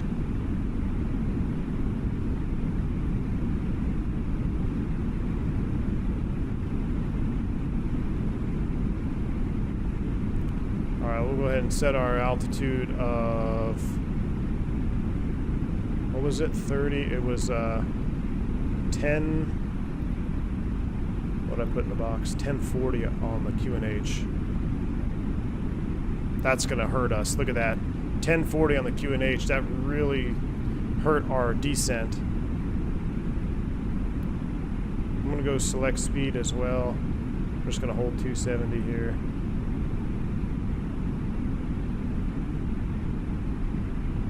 We are selected speed.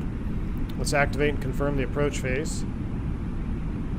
We're well below 10,000 field, so we don't have any ATC on. Let's get our lights on. We don't have any ATC, so we'll get that on. We'll give them a forward call.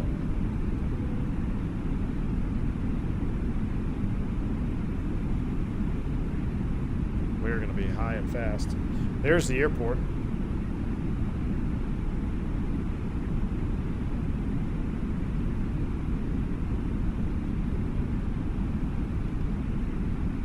Yeah, we're not going to make that. 15,000. I don't know, 13,000. Let's set that. Alright, we're in the turn. So if you look at this RadNav VOR, so you see we were right on it. Now we're going to track away from it, so everything is looking good. Now if I look at this, basically when this needle is centered, we're going to be joining the arc. But we really need to get down and slow down, which is never very good.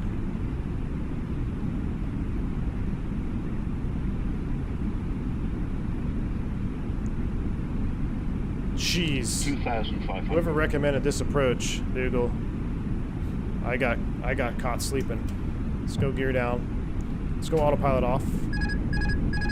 Let's get flight directors off. Let's go auto thrust off. Let's fly the airplane. Let's get the record on. Let's see if we can salvage this.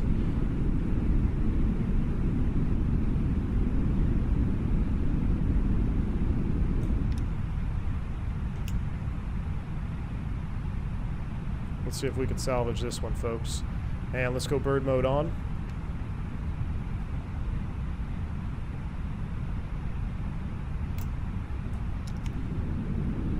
Hey, he's really tested my skills here on this approach. 126 is our VAP. Runway's in sight. We're doing a little bit of an S-turn here.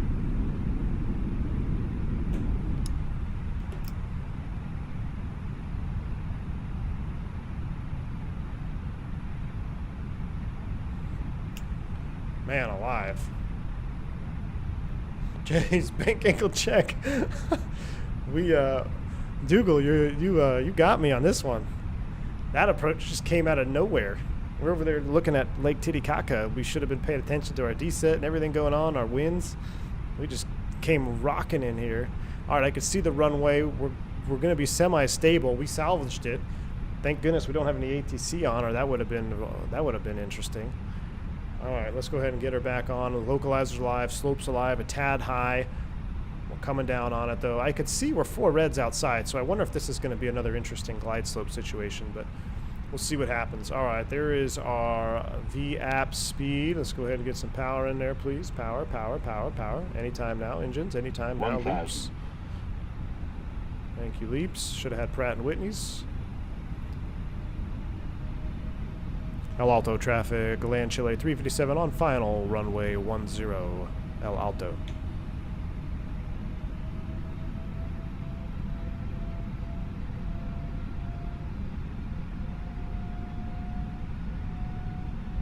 Jeez.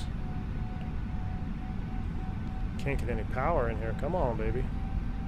All right, so the slope is definitely not coincident. So you see how I'm 1 dot low, and that's... Yeah, we're 1 dot high, but then we got 3 reds, so I'm going to split the difference here. 500. I'm going to split the difference between the Pappies and the glide slope. 400.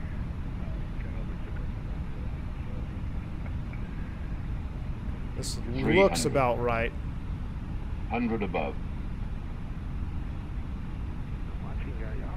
200. Minimum. 100. Yeah, he overtook me and I didn't realize.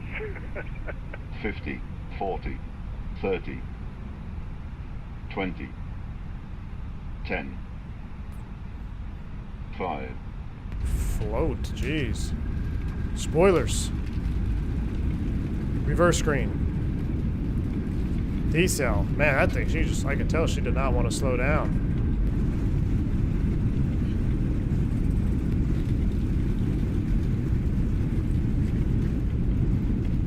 Not going to touch the brakes. I'll let her slow up. We'll take the next one. 70 knots, idle reverse. No need to smoke the brakes. Let's roll it out. Whew, we could have made that one there. That was kind of poor planning too on my part. Love the rollout sounds. We can hold idle reverse out all the way to aircraft stop, so we're just going to keep rolling it. There you go. Use that thrust. All right, we'll stow it. Whew. We were screaming down that approach. All right, we'll clear here at the left. Ladies and gentlemen, welcome to the highest airport that I've ever landed at. Is this the highest airport in the world? Commercial airport? It's got to be close. 13,300 feet. Man, oh man.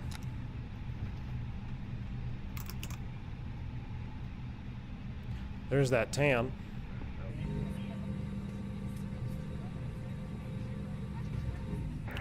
Runway coming really fast, huh? Whew. Yeah, we were cooking on that one. El Alto traffic, land Chile 357 clear, 10. Highest outside of China? Wow. Yeah, V1, that was a Florida today. Yeah, no kidding. That thing, the airplane did not want to come down. I just kind of planted it because I didn't want to go around. What was the rate? What was the landing rate? I didn't even, like, it doesn't pop up on my screen, but that'll be interesting to see on a replay. All right, we'll take it in here. We'll go park next to this TAM. Let's go, we're gonna leave the lights on. We're leaving the lights on. We'll go over to this last jet bridge here. I guess this is spot 3. A 330? Oof. Yeah, it felt like it was a 330. I felt like I had to force it down.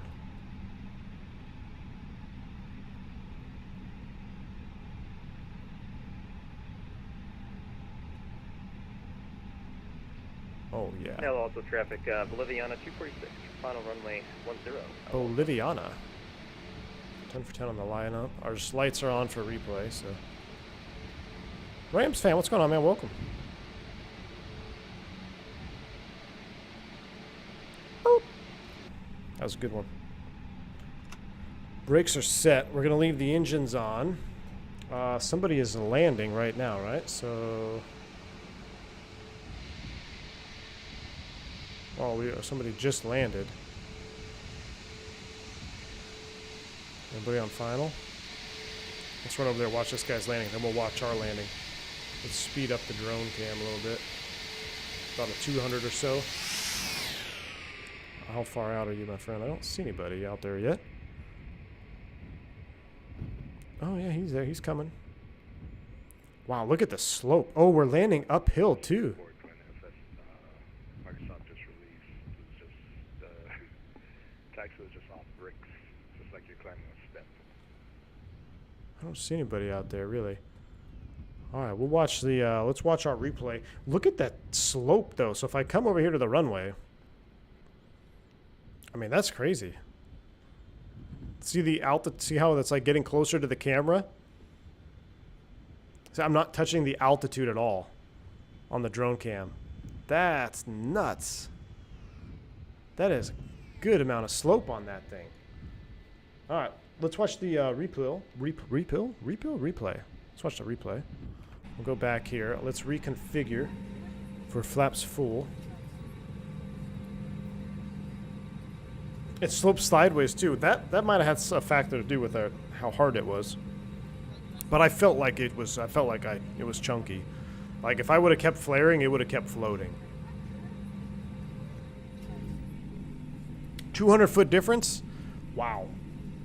All right, let's go ahead and disconnect from that. Let's go ahead and look at the replay. I almost want to get back into Phoenix and go back. Should we get into Phoenix and go back? Just for fun?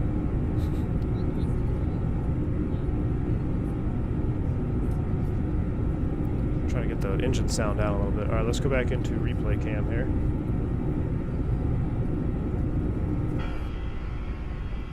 So they're stuck in alpha floor. There we go.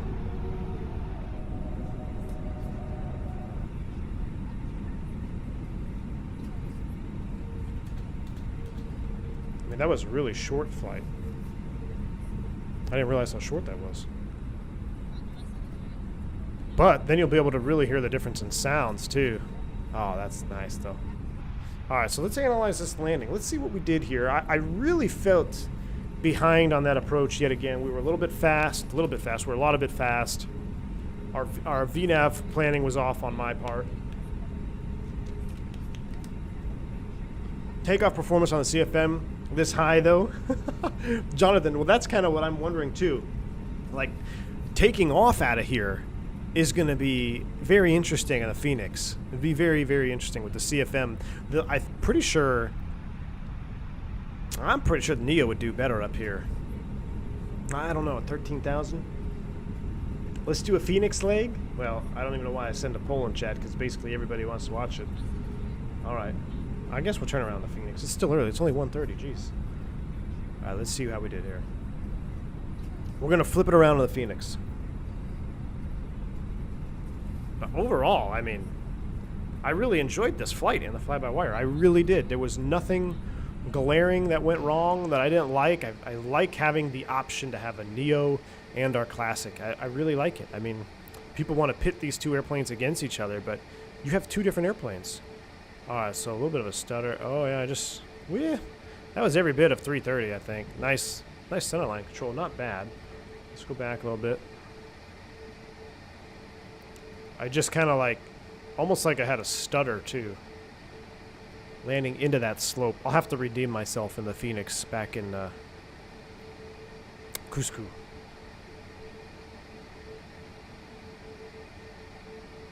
Fubar, I convinced you doing your next flight in the fly-by-wire? Yeah, it's very strong. All right, so right here, I should have just kept flaring. A little bit of a stutter. I just didn't really flare, you know?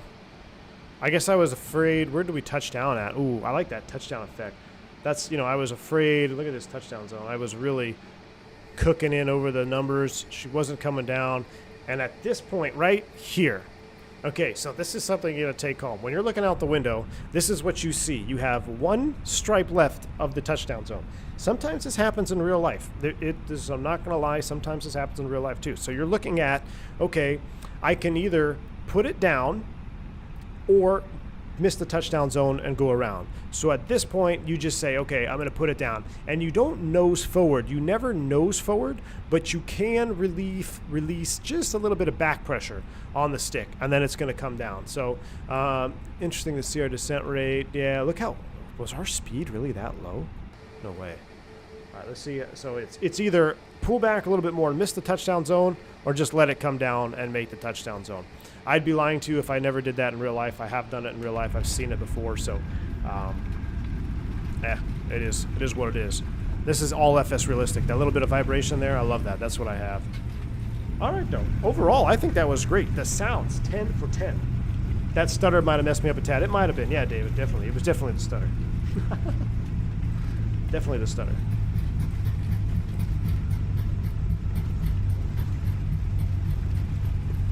All right, let's do it. Let's flip this sucker around. All right, so we're going to pause. We're going to stop the replay. I'm going to end replay. All right, we're going to end flight. And we're just going to do it right here with you. I'm going to pause FS Realistic so you don't hear that noise in the background. Let's just go into here. And I will put you guys on the turnaround screen, and we will be right back. I'm not even going to get up. We're not going to change anything. It'll be 2 minutes, so I'll be right with you guys.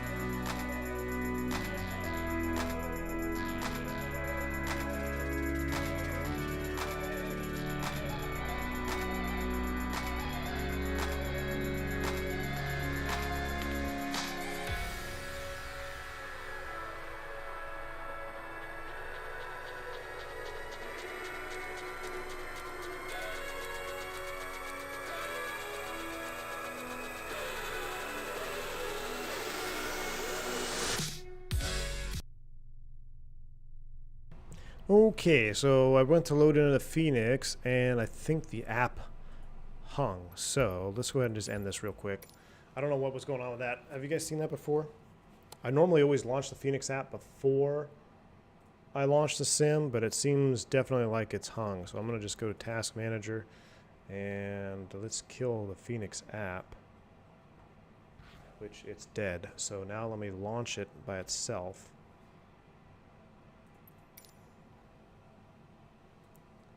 And hopefully this will work. Okay, yeah, Phoenix app is up now. Good. All right, set its departure, and let's go flying. While we're loading into that, I will look at a flight plan here. Let's go to Sim Brief. Let's do new flight.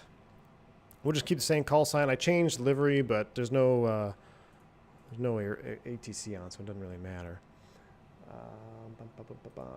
I can close it bottom right. I tried closing it Blue Mac, but it wouldn't let me close it while I was in the Phoenix. So we got it reset. It's okay though. SLLP. I'm really curious to see how this will look on the way back. SPZO. Now that we have the fresh fly-by-wire sounds in our minds, now we can look at the Phoenix and just boom, right, flight after flight, we can compare them. All right, flight plan is filed. That is up. We are back in the Phoenix. TAM One World. I had to do it because I saw that Brazil on those IAEs. Look at that there. What is our, we'll just go land 357, that's fine. Boom, back on VATSIM. Look at that. Love that livery. So here we go. We are back in an old airplane. We were in the lovely brand new Neo, and now we are in the old school. I'll have to reset that in a little bit. Old school 320, and in fact, let's make it older. Let's go in here. Let's go to settings. We're going to make this an old school airplane. Yes, I am on VATSIM. Exactly. VOR Charlie visual. Jeff, I watched your video. Yes, we will do it. Looking for sim settings here. Yes, thank you. I love how they have that option.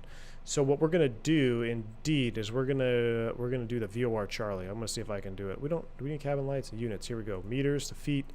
HG pounds. R area is fine. Control is fine. Airframe. We're going to do old school, analog, and a metric standby. There we go. We don't need auto TCAS, but we need that. We need that. Don't want that. We don't want that. We do need brake fans. We don't need LDEV. We're going old school today. Old school indeed. So my flight, let me see if I have it here. Will it load? Did I actually generate it? I did. Here we go. 31 minutes. Done. Honestly, Phoenix does the old school feel so well. I really hope to come up with a 340 Richland. I love the old school feel of this. I mean, look at this. So we got that brand new Neo cockpit, and now we've got old school gauges, analog gauges, and old dirty wings out here with CFM and COVID all over the windows. I mean, what's not to like, right? I like how we keep playing Stump the Chump with an A320 Captain by getting him to do progressively more interesting and difficult approaches in the sim. That's what I'm here for, Steven. That's what I'm here for. So let's get the airplane fired up real quick, and then I'm going to fix that fly live bar. Battery 1, battery 2 is coming online. Let me get the sounds up here in the sim. Good. Listen to that. Listen to those gyros spinning up. So good. Get everything coming up to life here. That's powering up. Everybody's powering up. This is a free scenery, SLLP, as Dougal mentioned in chat. It is El Alto in Bolivia, and I have the Flight Sim TO free scenery on here. That's the only scenery I have. Let's get the airplane powered up here. Let's do our overhead flow off, ground control, CVR test. So we just did a crew swap. Why didn't you turn on? Oh, because FWC's not up. It's not even powered up yet. That's why. Wow, that's kind of cool to see. But we have flight directors on. Shouldn't have flight directors on. Bomb. Just had a flurry of activity at work and missed the whole flight. Martini! No, man, it's all right. Well, we're going to be taking off here out of El Alto, and we're heading back. So we're gonna head back. High altitude landing is on. We're gonna need that.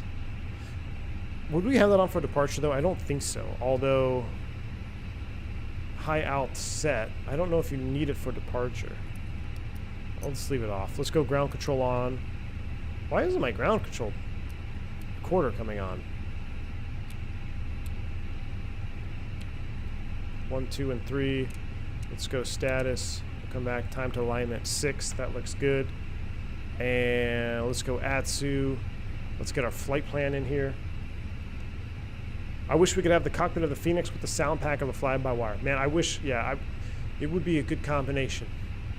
But at the end, I say that, but I don't want that because I like having two different airplanes. I mean, it really separates itself when you have an old airplane, the CFMs here, with the classic, or the current engine mod or CEO, and then you have the brand new Neo from the fly-by-wire guys. So, I don't know. I kind of like both.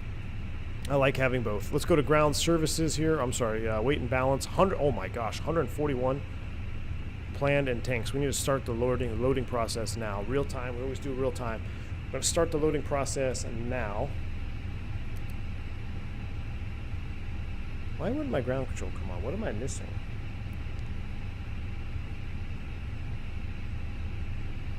Huh.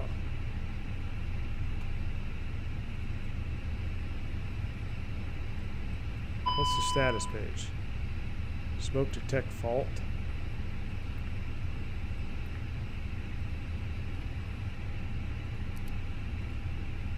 We're gonna have to look at that here in a little bit. All right, let's go ahead and finish the loading up here of the airplane. Land 357. Even though I know we're not land, but it's okay. Cost index will go 88.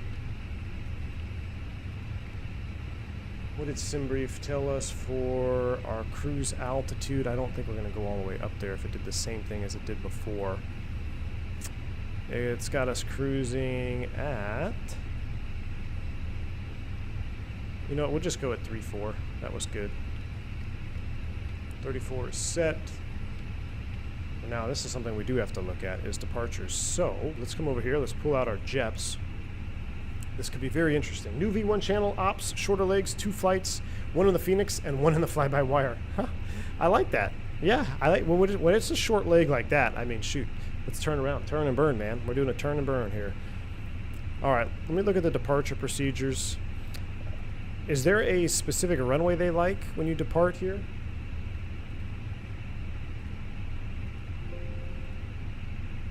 So we're on the Ilmox.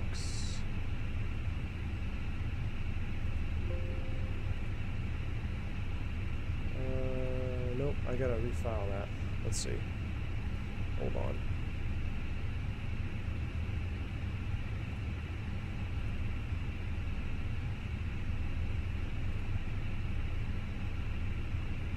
Refiled. Do runway 10.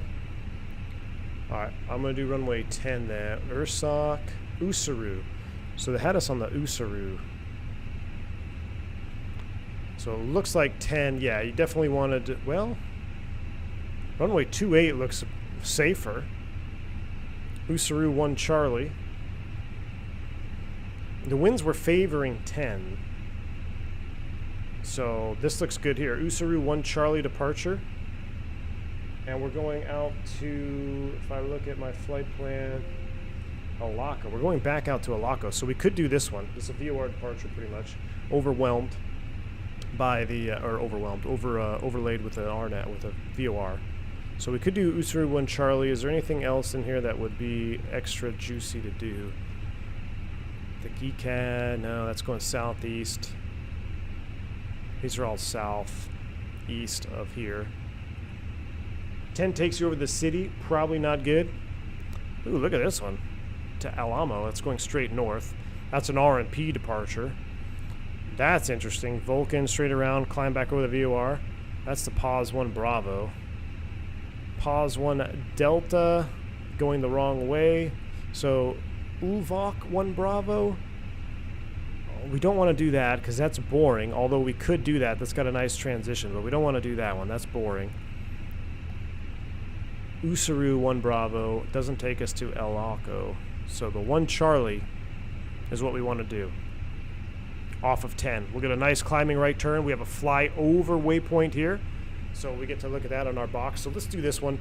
May not be the most common one, but it looks like it'll be the best view out of here out to Alto. So the Usaru 1 Charlie departure. So that's off runway 10. The wind's favoring that anyway. That's good.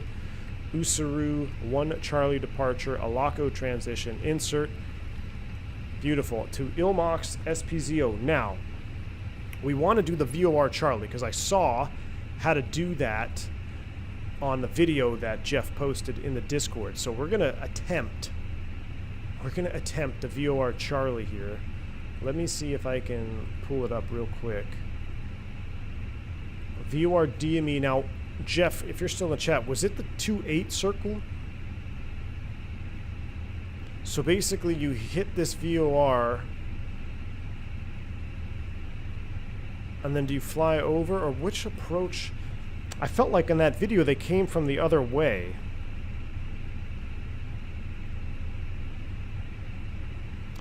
VOR DME circling 2-8. This is coming from the west. We're not going to come from the west. We're going to come from the east, but we want to circle 2-8. So we're going to load this one up. The circling descent VOR DME 2-8. I mean, I already totally screwed up the landing in El Alto. What's, you know, I'm not going to hurt anything by screwing up a VOR circle. So we're going to load up that one. That's 2-8 VOR for SPZO. Now, I don't even know if that's in there. Oh, VOR, it is. VOR Delta or Charlie 2-8. I believe it's Charlie, right? This is the VOR DME. How am I supposed to know? Circling? Let's do,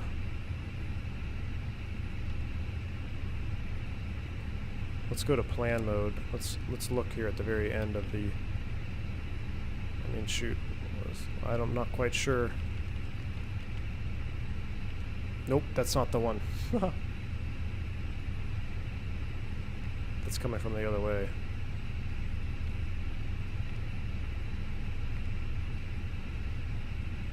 VOR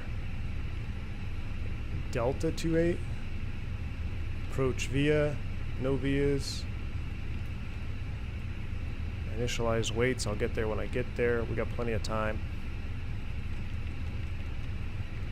That's the one I want right here. That's the one I want. So from Ilmox to Mumkey, how do we get from... Oh, we got Mumkey right here. It's an intermediate fix, so we can do it. So we'll just join them up. Unless there's an arrival. So I've got that one starred. Look at the arrival. Sorry that you have to see this live. This is just kind of me going through here. Here, Ilmox to, this will work. To the VOR.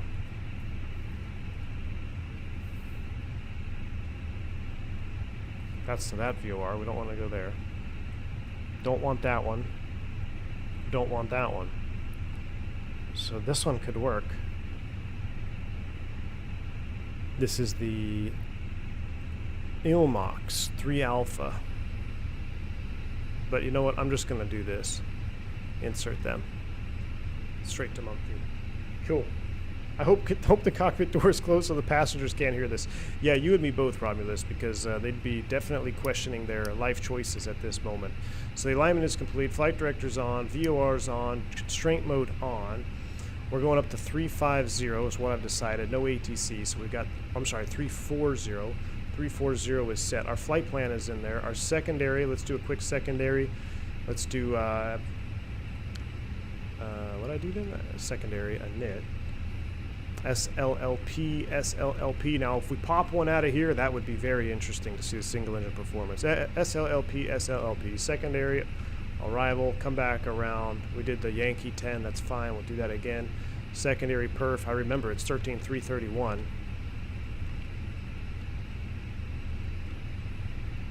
Temperature was 15. Get rid of the winds, and it was 1040 or something like that on the QNH, something stupid. 1040 is set. Prague SLLP for the departure. Perf data, we're working on it. Init B is where we are left at. Why is our init B showing? Oh, you know what? It's because my engine masters are set. I'm not reconfigured.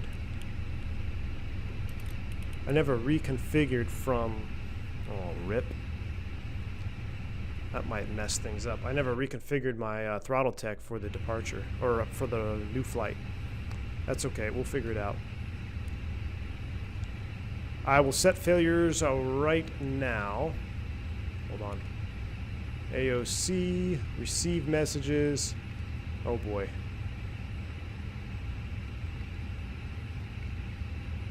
Prelim, accepted that. And what do we got? Where do I do my McDo? Oh, McDo. Config. Failures. Realistic. All. Stores default. Done. Done. Done. Now we got our init page back. There we go. Now we're cooking with gas. All right, init B is set up. We're good to go there. We got our constraint modes on. We need to get a proper single engine procedures out of El Alto are as follows. Step 1, pray. Exactly. All right, so we're going to go ATSU, AOC. Let's get a weather request. But you see how quiet it is? Like, there's no boarding sounds. There's none of that. Like, I sit here on the wings. Listen to the difference in the cabin. I mean, you guys remember, we just flew the 320 fly-by-wire. I mean, this is really quiet. Mr. Martini, exactly. We need to have a unicorn come clean the windscreen. So I've talked about it before, but this is representative of somebody using the windshield wiper on a dry windshield. Scratches the windshield, and or they use the rain repellent on the windshield when it wasn't wet, and then they use the wiper, and they just made an absolute mess of it. That's what happens here. To clean this, you need to call what's formerly known as a unicorn to show up to the airplane, and you'll just see a squeegee come up on the airplane. But very rare do you ever see those. I don't even know if they exist. All right, come back, receive messages.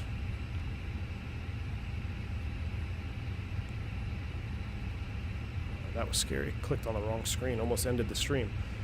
Weather data 1039 on the meter. So let's set 1039. That should be over here. 1039 is set. We'll uncage this. Fumar says, yeah, going for the sounds you hear in the cockpit. Phoenix has to realize we want to hear all the sounds. Exactly. Exactly. We do want to hear all of the sounds. 1039 on this side, too, is set. That adds such a huge level of immersion. It really does. All right, everything is done there. We are still boarding. We have our fuel on board, 10.9 of 10.9. We could put that in the init B. That is done. Let's look and make sure it is balanced, which it is, so we can turn our fuel pumps on. I never really completed my flow, did I? On auto, make sure I didn't miss anything. Everything else is done. Fire test, we already did that. It's a through flight. Everything else looks good down here. Cool. Fuel pumps are coming on. So like here, see how quiet it is? Even with the fuel pumps on. Just, missed the beat. Missed the beat. That's all right, though. All right, FDs are on. We got 340. We're waiting on the final init numbers. We've already talked about our departure. Let's go back. We're going out to runway 10. Our departure procedure is the 1 Charlie, which we have here. That looks good. Max speed, 200 knots. So that's going to help with climbing. Let's go ahead and set that up here. To do a climb out speed so the airplane doesn't accelerate, I'm going to pre-select 200 knots in the managed speed column. So that way when we go into managed climb, it will pre-select 200 and turn blue. Let's look at some other restrictions on this departure procedure here. Minimum climb gradient, we know that 5%. Vertical velocity at 200 knots, we need to do at least 1,000 feet per minute. Maintain runway heading to 5 DME from the VOR at or above 13.7. Right turn to intercept the pause 249 to Usaru at or above 19 or 0. So we're going to turn around to intercept the 249. So we're going to program that just like we did when we came in here. We got pause. I'm going to hard tune it. I'm going to go pause on my side and the one that's 3 miles away, and I want radial 249, and And I'm actually going to put 249 in the FO side as well, because I'm probably going to keep his in RadNav as a backup. So we're just going to put him over in VOR. Same indicator over here as we had in the fly-by-wire. Same airplane, same type of setup. Looks good. And that is the 249. So departure 5 miles from pause VOR. How else can we do this? We can come here, fix info. Let's do a pause fix ring at 5 DME as well. So we have all of the tools available to us, a radius of 5 miles. Now if I look at my ND, check this out. We have a waypoint, 13.7, and we also have a backup ring here to give us a little extra information on the departure. It is high terrain. We're going to get terrain on all quadrants for our departure procedure. I'm going to turn down the terrain brightness a little bit. Can I not turn? Oh yeah, cool. So I'm going to turn up my PFD. Wait a second. And turn down the terrain on it. See that? So there's two knobs. There's two knobs on the switch. One is for weather and radar, and the other is the actual knob for the PFD itself, or the ND, I should say. So I've turned down the terrain display so it's not as bright. See how bright it is on the FO side? Phantom likes to keep his on full bright. I don't know why. But that's full bright over there. I've got mine turned down a little bit so that I can see the other graphics on my ND a little bit better. We also need to set the standby altimeter to 1039. That is now set. Let's get the APU fired up because I don't like listening to nothing sound. Put auto in there as well. And start, and let's take a listen. We never connected the jet bridge. Don't tell me we never started boarding. We may not have ever started boarding.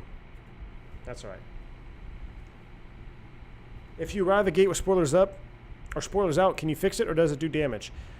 They will probably leak down on you once you shut down. I don't think it's going to do any damage. I've ever had a windshield fail on the flight. I don't know if I'd say a windshield failed, but I have had it delaminate, and it sounded like a shotgun went off at my feet. So, I'm flying around, I was an FO, and it literally sounded like somebody fired a 12 gauge at the feet, at my feet.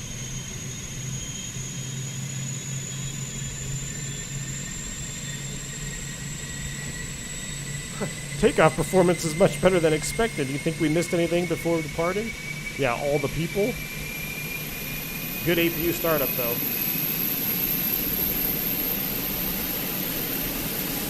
Good APU startup sound. Please tell me we don't have 0 people on board the airplane. No, we're boarding with the door shut. I'm not going to touch anything. We're just going to let it do its thing. That's fine. 141 of 111. We've got our cargo, fuel on board. Everything else looks good. So we're waiting for the init B to finish. We'll go ahead and start the timer for the bleed. And we are pretty much set. So I'm going to put this on the init B page. I'm going to put this on the received messages page, or on the AOC menu anyway. So that's all we're waiting on. I guess we can do a takeoff calc. This ought to be interesting. Let's take a quick look at this. Let's runway 10 dry. We're going to do sync live weather. We'll do a preliminary. Now this is one, I've talked about this in the past where, you know, I really don't care about the prelim load sheet. Where I work, we get the prelim when we get the paperwork for the flight anyway. So it's not like we have to wait for it to come from dispatch. That's just operator dependent. But regardless, this is a departure or an airport where I actually would probably run the prelim takeoff numbers to see what we're dealing with here for takeoff, especially for contingency planning, whether it be single engine or whatnot. All right, so runway 10, with everything off, look at this. Runway 10, I didn't even force Toga. Toga is required. So we're doing a flap 2, down 0.1 Toga. Let's do and that's with packs off. Wow. Okay, so we're just going to leave it. So we're doing a packs off Toga takeoff, flap 2, down 0.1. That's our prelim. We'll have to see what happens when we get our actual weights or our actual final numbers. But it's good to see that the Phoenix actually took that into account. I was going to be suspicious if this had a flex on this departure at 13,000 feet here. So good to see it. Everything else is good. We're still boarding. Come out here to our absolutely really quiet area. We never turn on the 122.8 Unicom. Oh, we did. 122.8 is on. And volumizing is good. Did I use the high altitude switch? No, that's only for a landing, to my knowledge. Because it's blinking at us now. But I believe that is only going to be for landing. Somebody correct me if I'm wrong. Because that is something I don't actually know.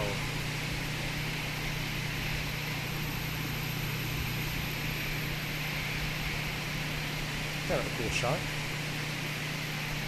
Alright, let me see if I can fix this fly live.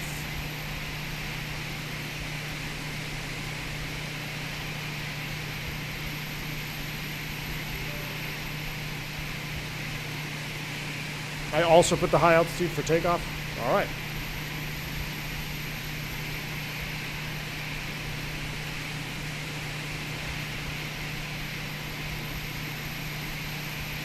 SPZO.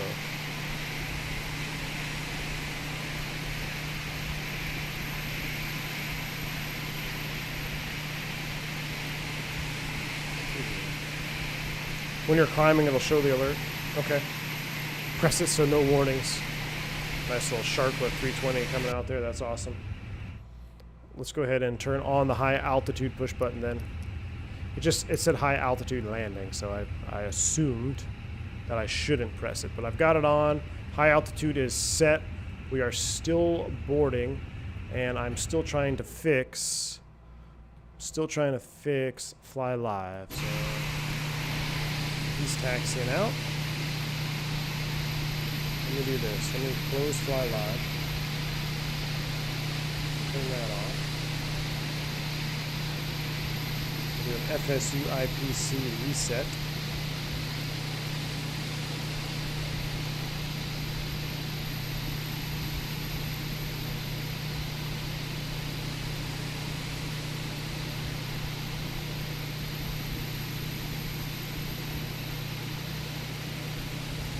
Is the time delay in switching the APU bleed on from your airline's SOP? I take it reduces the oil smell and cabin issues. Yes, it's actually a recommendation from Airbus to wait 3 minutes. It's not a limitation, so if you need the air, you can turn it on before 3 minutes, but it's recommended you wait 3 minutes so you do minimize that fuel smell in the cockpit, absolutely, or in the cabin, I should say. All right, let me try this one more time. If this doesn't work, then I am out of ideas. Here comes the air. You hear it? It's there, but I mean, it's not as prevalent as the fly-by-wire. Done. Come on, baby. There it is. We got it. Yeah, well, you know, we do high-altitude stuff. I've done some high-altitude stuff, but never 13,000 feet. I mean, holy crap. Half hour. I don't even know. This is an optional switch. This is an option from Airbus, too, so not all Airbuses have that. Alright, so that is done. We can reset the clock there. 340 is set. How are we doing? Boarding is complete. Beautiful. What do we have here? We have 126.1 and 30.4. 126.1, 30.4 is set. We'll go to the init B page. I'm sorry, the perf page. We're doing a flap 2 Toga takeoff. We'll go to our perf speeds. We'll sync the final. We'll calculate. Our final speeds are 120, 130, 131, flap 2, down 0.3. 120, and I forget what it was. 120, 120, 130, 131.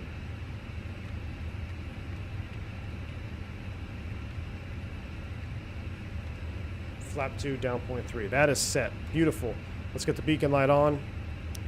Let's go ahead and start clearing up some of the ground items.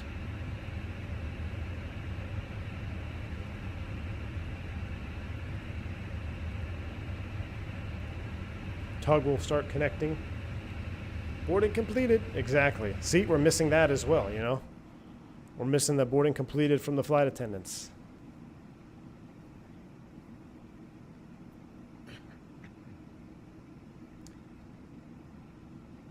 You got to be careful with the 2 packs at 15,000 feet. Yes, you know what?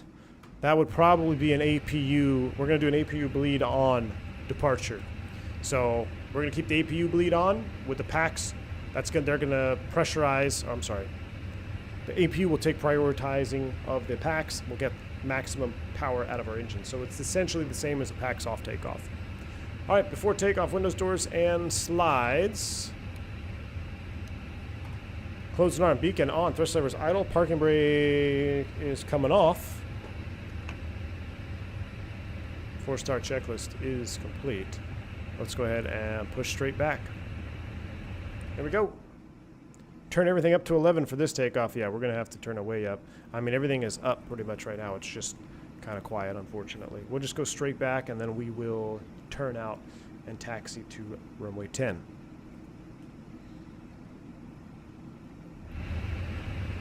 $300 likes, 315 watching. You guys are absolutely awesome. Thank you guys. Appreciate you. Appreciate y'all hanging around for the second leg today. Don't typically do 2 legs, but we're having too much fun. I don't want to get pushed back into that stand or that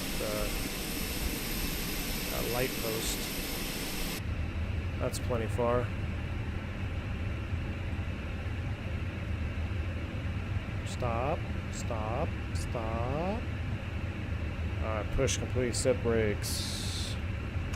Brakes are set. We need some yellow juice. Stand by on the disconnect.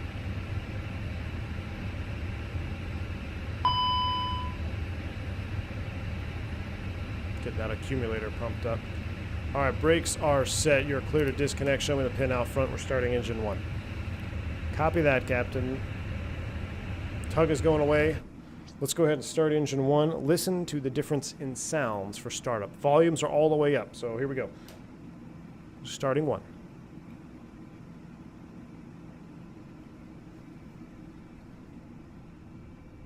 Badge traffic, 2046, taking off runway 10.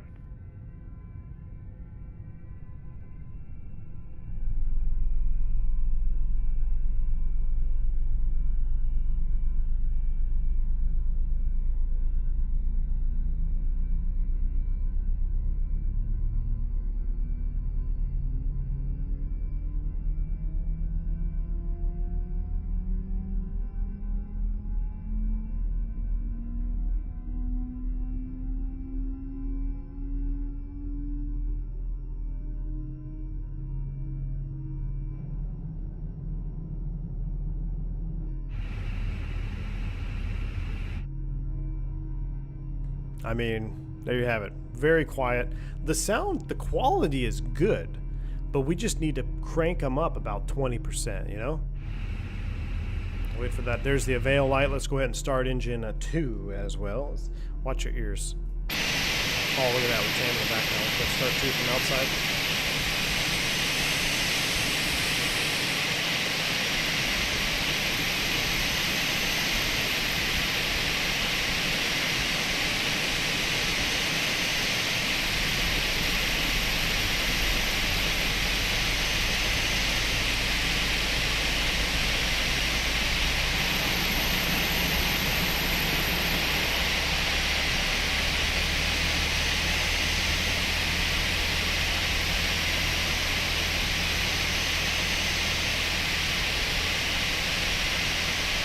Oh, yes.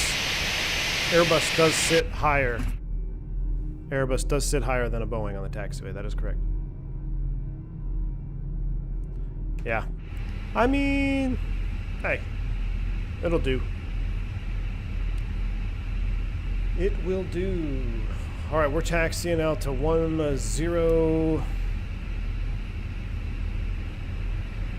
There's the Avail light. We will arm the speed brakes. We're doing a flap 2 departure.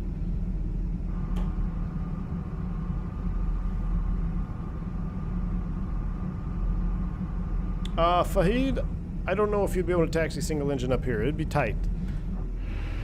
Probably not a good technique. We have a company massage. Final load sheet. Accept it. 141 plus 5. Cool. We are set. We're going to leave the APU on, and we are, what do we say, down 0.3?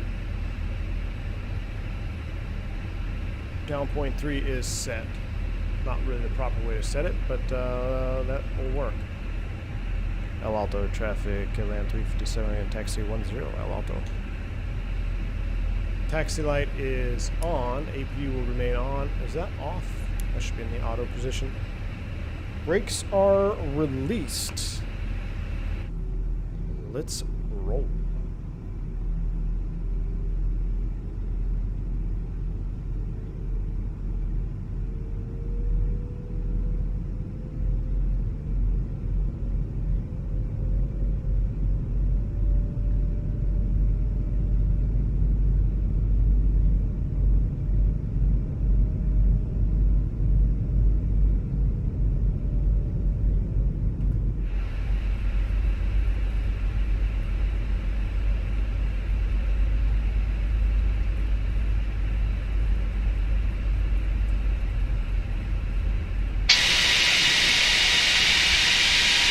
Golly, I mean, like, it's ear-piercing when you go outside because it sounds like the real airplane from outside, but we gotta be able to turn those volumes down. That's just, it's sad that we can't go to outside view.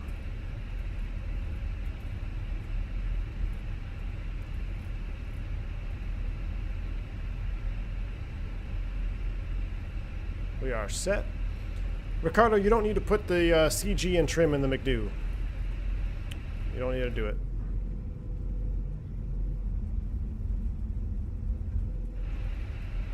Not on the narrow body. Now, are we going down the wrong taxiway? We might be. Do we have to back taxi here? I think we have to back taxi. Jeez, up weird slope here. Alto traffic land 357, gonna back taxi runway 10.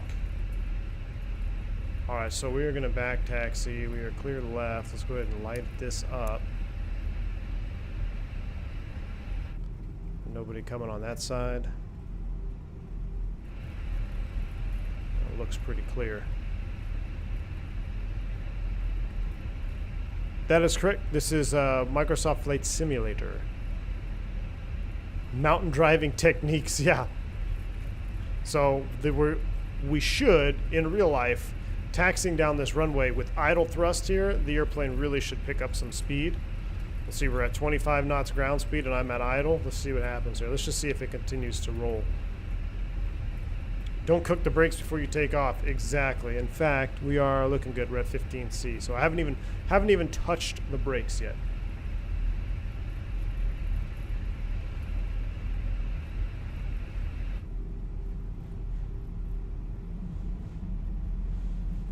Yeah, we're rolling pretty good. 25 knots. So probably a little bit of a ground friction.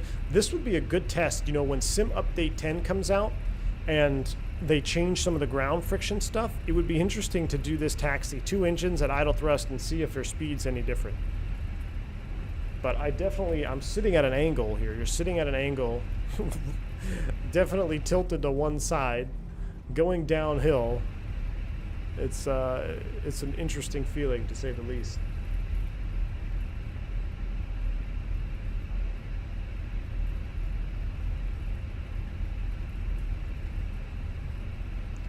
Why not use the numbers when setting the trim instead of eyeballing with the trim wheel? Ronald James, thanks for your super chat, sir. So in real life, the way we set the trim is by looking at the trim wheel. So you could see here, there's a number, well, you can't really see it because it's kind of dark, 25, 30, and then you would set it on that little white caret there, and you would basically set either 25%, 27%, 30%.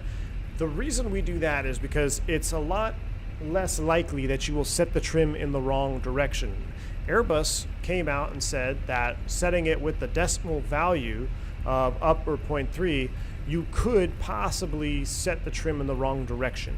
So while that used to be a technique that we used, using the decimal caret, using the decimal point, you don't use that anymore, at least where I've flown and pretty much most airlines I've looked at here in the States anyway. We all set the trim similarly, looking at the trim wheel, the THS on the throttle quadrant. Now, on taxi out, something that I do as a captain is when the first officer does the flight control check, I will look down here and see what the numerical value is, and I can kind of tell, okay, we're a little bit offset, or we're a little bit, you know, we're right on it, or we're going to be a little bit off of what the actual trim is supposed to be, but that's okay. So it's just something I double check. But yeah, you actually set the trim wheel using the wheel on the throttle quadrant, looking at the values there. The tiller is from Cat 3 Design. It is basically straight out of the Airbus, man. It's fantastic. Mark, thank you for joining the channel and becoming a member. Welcome to Commercial Pilot, sir. Glad to have you on board, man. Welcome to the channel, my friend. Exclamation point, welcome for your new perks here. I'm very happy to have you on board.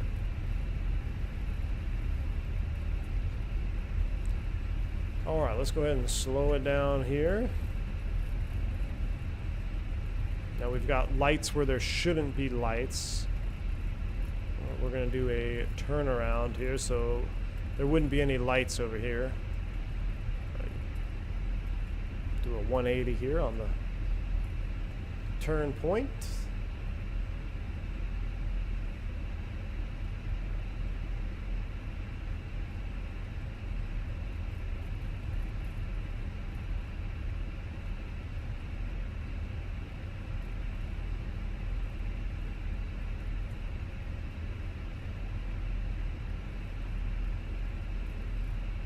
Q stutter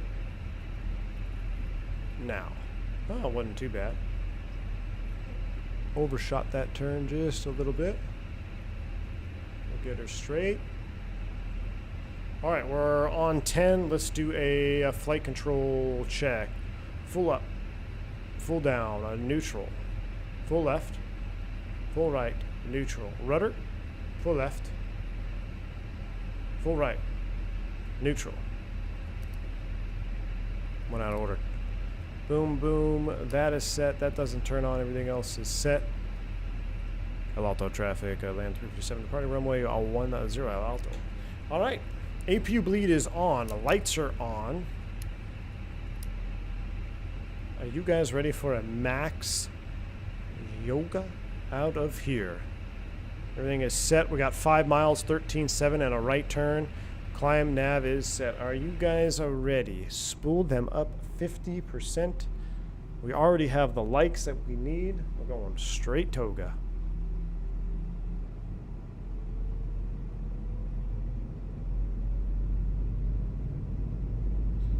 Yoga.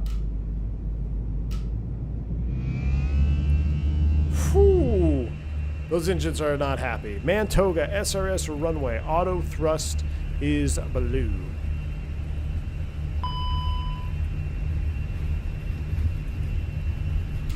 Abort. I have control.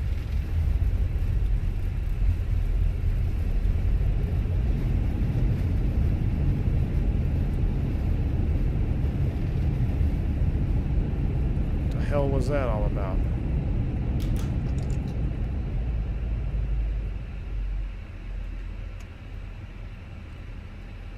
Flight attendant stations. We had a side stick fault, which is something that is super nasty. Super, super nasty. But it's not there. So maybe it was a glitch. Great. How much runway did we just take up? Well over a couple thousand feet. We had a side stick fault, left side stick fault, but I think it might have just been a bug because I don't have it on here anymore, and I still have everything looks fine there. I think I've seen that as a bug before, but you do not take off that. The side stick fault is that is a no-go. I've done that in the sim. Everything looks normal. Our brake temperatures would have been a little bit hotter, but that was a low speed abort. Brakes off. Let's do this again. Everything else is set. Alright. Well. It was showing speed select 250. That's normal. Because I have it selected 250 knots. I do have it 250 there. Alright, cool. Okay, let's do this a second time, shall we? Nose forward on the stick. Spool them up 50. You guys get 2 yogas in one go. Brakes are off. Here we go. Reverse thrust to the threshold. No, thank you.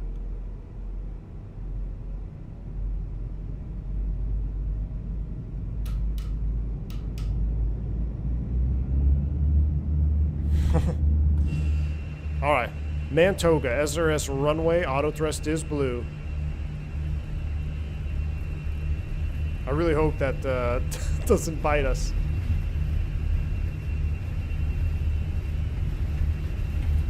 Look at that speed, man. Look how slow that speed is.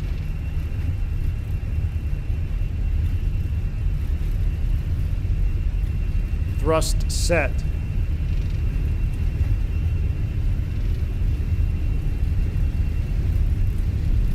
Hundred knots. Check. We're under a high speed abort now if we have to do one.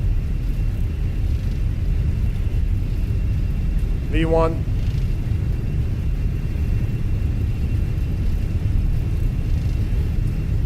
Rotate.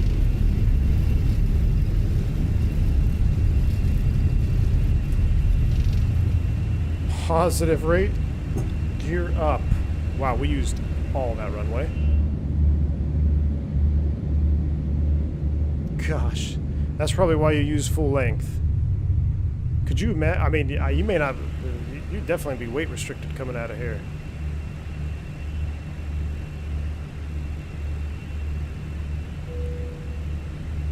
Toga 13.7 and then 5 miles. We're turning right.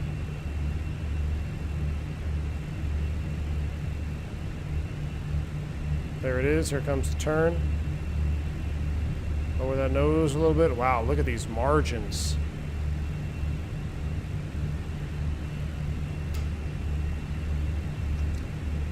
I'm an MCT. I'm just going to kind of hold it there a little bit.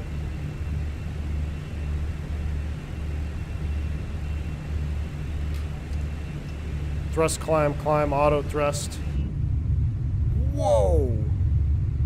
Are you kidding me? Look at that departure. Okay, hold the phone. Autopilot 1. This is, what? Oh my goodness. Oh my god. You guys need to see this. There's VFE next. We go to flaps 1 at least. Oh my juice.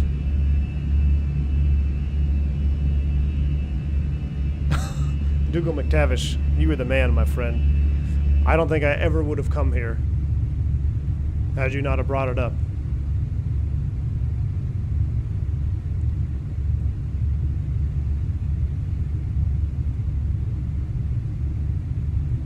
Come on. Come on with it. We're not even at S speed yet. We can do a quick RadNav check. Right here, 249. Okay, we haven't turned ready. We haven't got to it yet. All right, there's S speed. We're going to maintain 200 knots. Let's go ahead and go flaps 0. We're going to clean up. Maintain 200 knots in the pre-select. Jose, that is El Alto, El Alto, Bolivia. I will turn the sim down a little bit.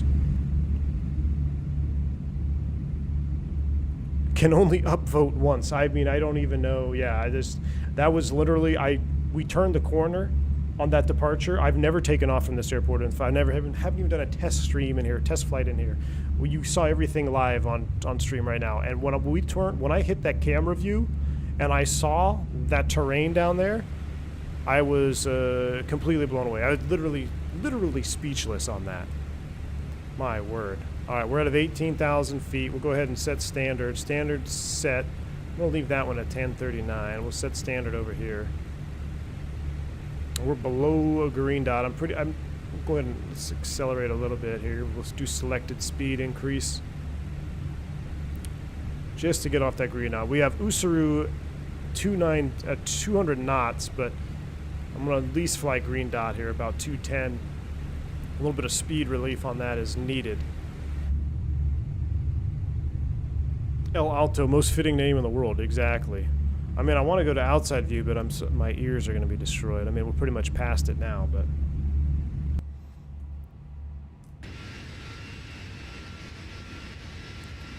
There it is in the background. Wow.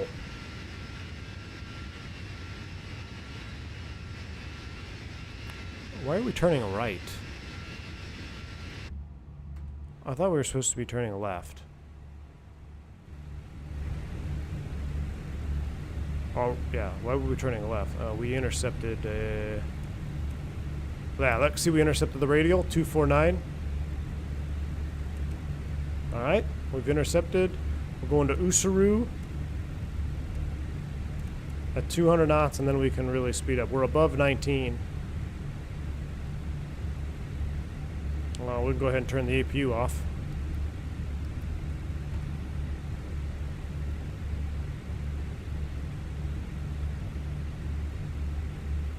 That's insane. Brad K, what's going on, man? You are a second leg, so you're about halfway percent, 50% through the stream. We've just departed. We weren't going to do 2 legs today, but the first one was so short that I said, I'm not done flying. We're going to do one more flight. So we're back in the Phoenix now, and we're going to fly back to Couscous.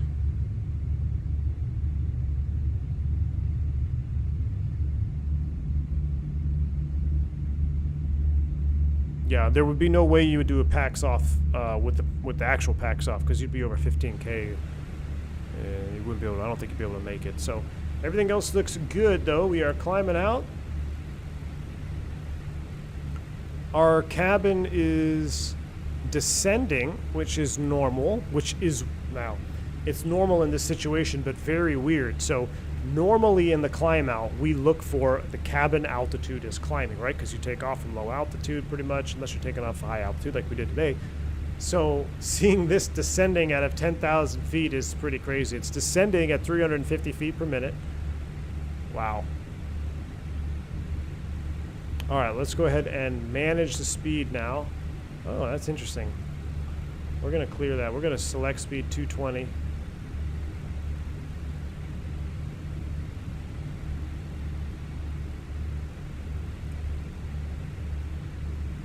Give ourselves a little speed relief here. Max Parks, yeah, most everything is on Ultra. Basically, what Q8 Pilot is running in Sim Update 9 settings, that's basically the same settings I'm running.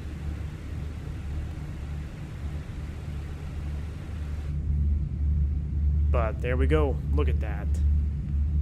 Dougal says, I love this bird, but having heard the fly-by-wire sounds, I really hope the Phoenix work on it. Dougal, that's what I'm telling you, man. Like, I didn't even realize it myself until we just did that flight together and we heard all those captivating sounds. Like, while they may not be realistic if you're up front in the cockpit all the time, although I say that, but I think the fly-by-wire team also did a good job with positioning their audio. Like, that spatial audio up front, it doesn't sound abnormally enhanced to me in the fly-by-wire, and the cabin sounds very realistic, and you could tell there is some teeny bits of enhancements, I think, but it is what's needed when you're flying from a computer. You know, when you're not in the actual airplane, you need something to step up, whether it's a visual, whether it's sound.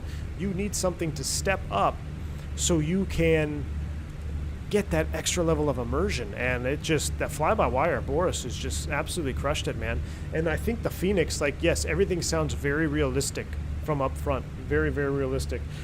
The cabin, the spatial audio in the cabin is not there. And outside, I mean, the outside sounds are good, but it's just, you can't do it. You can't switch to outside view unless you turn your audio down every single time, because it's just too loud. And there's no slider to change it. So I really, really hope they work on that.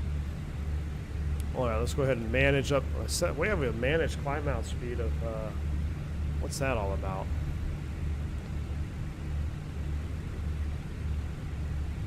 Manage 220.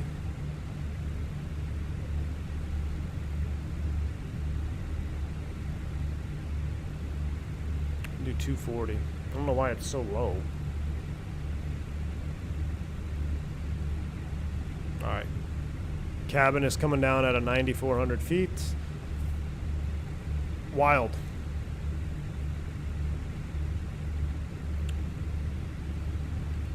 No, it keeps going to 220. Don't know if I'm missing something, or maybe calculating something for the descent. It says manage 220.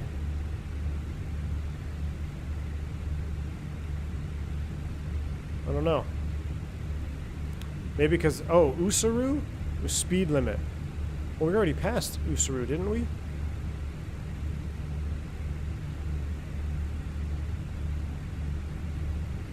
From Usaru, it's like it's still trying to meet Usaru. Hold on, what if we clear that out? I'm curious now. Now if I go to perf,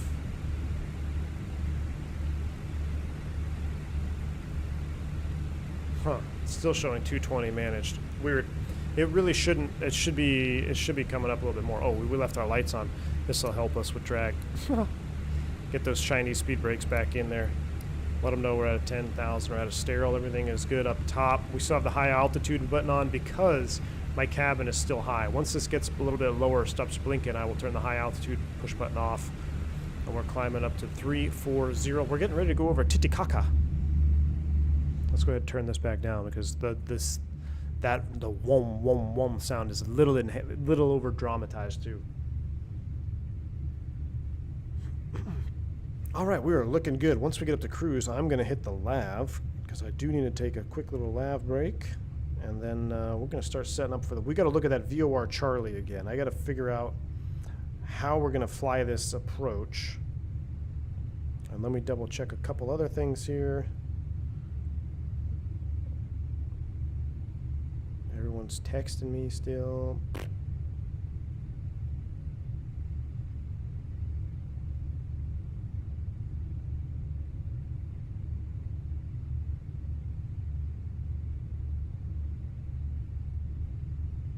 All right.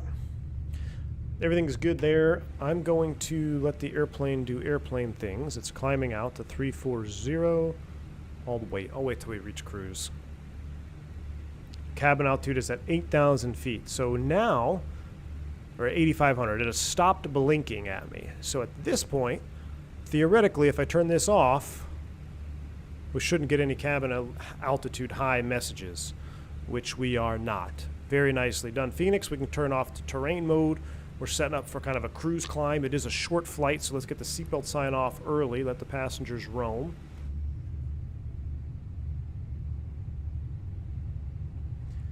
We just have to fly a little southwest to get set up for the VOR Charlie.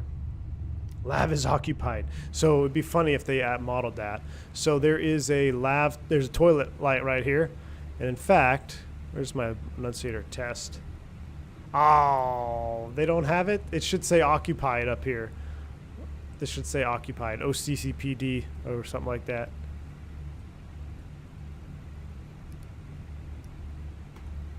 It'd be funny if periodically it would go occupied. Yeah, it still wants to climb out at like 220. It must not like something. Do I have to delete that pre-select? No? Weird. I don't think I've seen this before.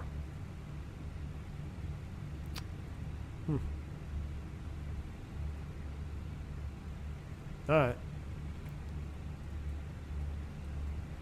We'll keep on going. Oh, there we go. There's a shot.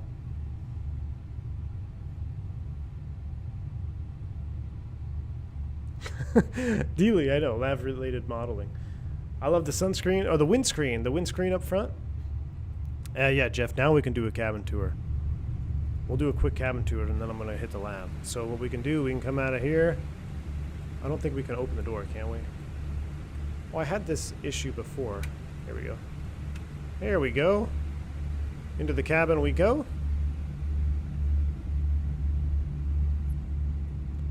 Come down the aisle. Cabin tour in the eyes of a 4-year-old. Who's only about 4 feet tall. I don't want to mess my view up again. If I elevate myself, it'll mess up all my saved views. Let's see what kind of cabin this is. Is it a Space Flex? Let's see what kind of lavatory we have set up back here. Oh, I know this is the old school. This is the regular 320 classic configuration where you got a lav on each side here. Now the Space Flex configuration. Oh, it says green. It's non-occupied. Oh, it won't let me in? What is that? Oh, that's the APU outflow valve. Whoa, that's cool. Or the outflow valve, I should say. That's the outflow valve through the skin. I wonder if that actually works. We'll have to check that on the ground. There's a door handle for arming. I can't get in the lav. This is going to be a problem, folks. Cannot get in the lav. We have problems.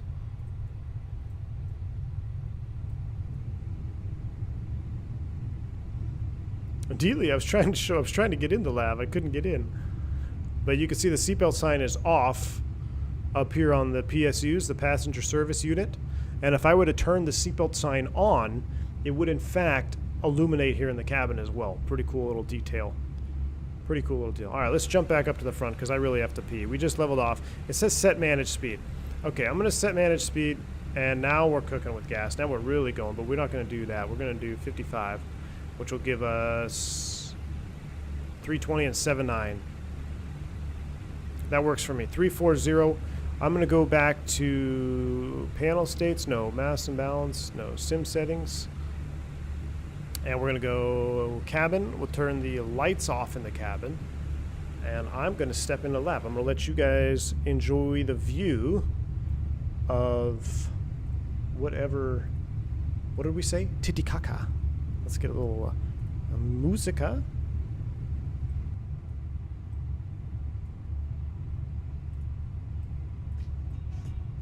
Oh, not that one.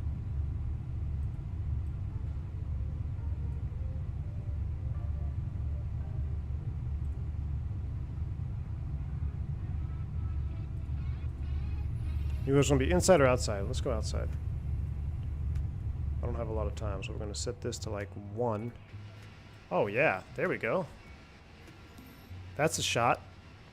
Right over Lake Titicaca. Guys, I'm going to be back. Give me about 2 minutes. I'm going to head to Lav, and we're going to set up for our descent. This one, I'm not going to mess up. I'm really going to try to be good on this one. We're going to stay in the cockpit. We're going to stay focused. We're going to try to do the VOR Charlie approach, which is a visual circling approach into Couscous. So, enjoy the views. I will see you guys momentarily.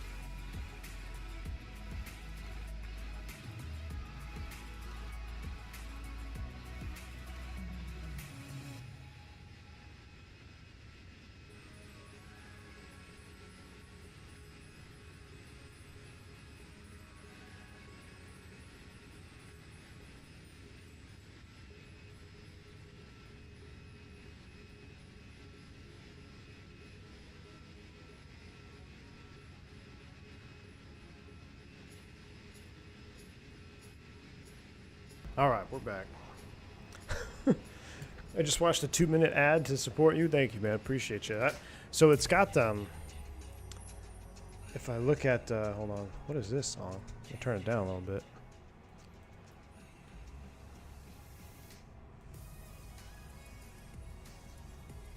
So there's this new feature here that says now would be a good time to insert ads. Give it a try. Hold on. Uh-oh. Did I just insert an ad for you guys? Sorry guys. I wonder if did that just insert an ad for y'all? That's interesting. Michael Marquez, thanks for the membership gift. What, did I get you a membership over at XP channel or something? Welcome to the stream, man. Welcome on board, man.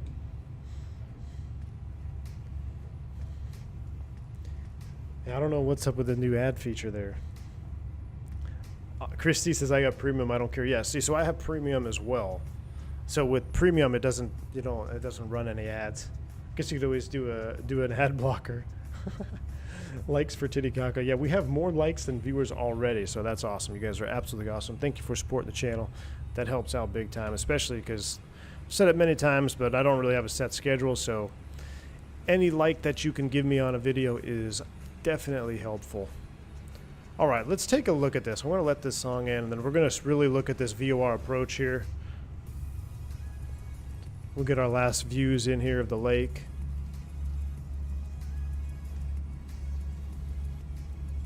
YouTube Premium came with your phone? Nice. Flying today from Atlanta to Miami. Atlanta Airport is a buzzer. Oh yeah, Captain Squid. So the thing with Atlanta, the airport is so well laid out though. I mean, even in rush hour, they can push a lot of traffic through there. The way the taxi flow is, the way that the runways are laid out, you got 4 runways all parallel, actually 5. So you got 5 pieces of pavement and they're all parallel, so you could use them all simultaneously. When you go to airports like SFO, you have 4 pavement strips and they're all intersecting. So effectively you can only land or take off one at a time. All right, that looks like it's not quite done yet. Are you done yet? Almost done. And then we're going to look at the VOR. While it's playing that, I'm going to actually look at this video from Jeff on this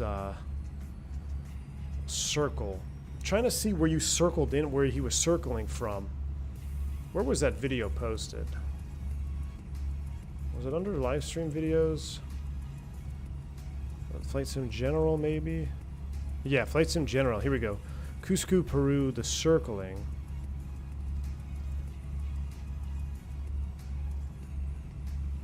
This is circle to 28. So he's... Oh, I see. He comes in over the runway.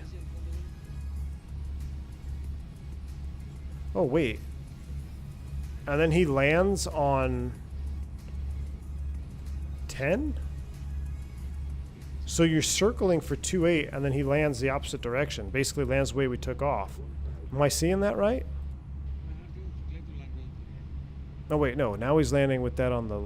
Wait, what? Hold on. Let me watch this again. All right, so he flies in over the airport. Hold on. Let me get this music out of here. Let's just pause that for a minute. So according to this video, he circles. He flies in... Let me pull up the chart so I can look at it, because we want to get this right here. This is going to be an interesting circle. So let's go to arrivals, SPZO. First things first, let me look at the 10.9 page, because I can kind of orient myself based on the terminal. Okay, so landing 2.8, the terminal is on the left. So we landed 2.8. Okay, so then in the video that I have here that I'm looking at, he starts the circle with the terminal on the right, so he actually came in on runway 10. So we'd have to fly, so you can't really do that circle because he's coming in from the other way.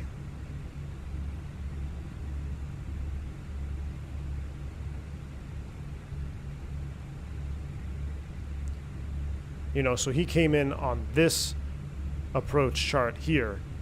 He came into the VOR. Now what we can do is we can actually do this with a procedure turn.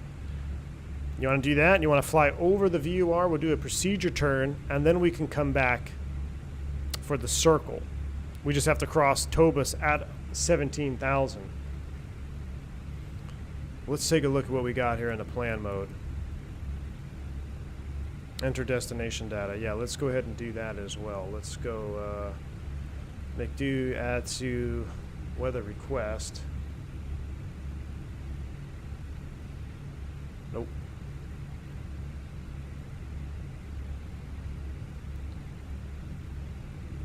SPZO.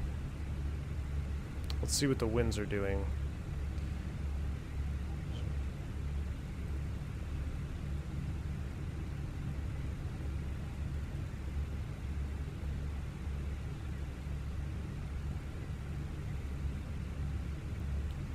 Birds, temperature 2-1. It's warming up. 10:30. And winds are 010 at 4.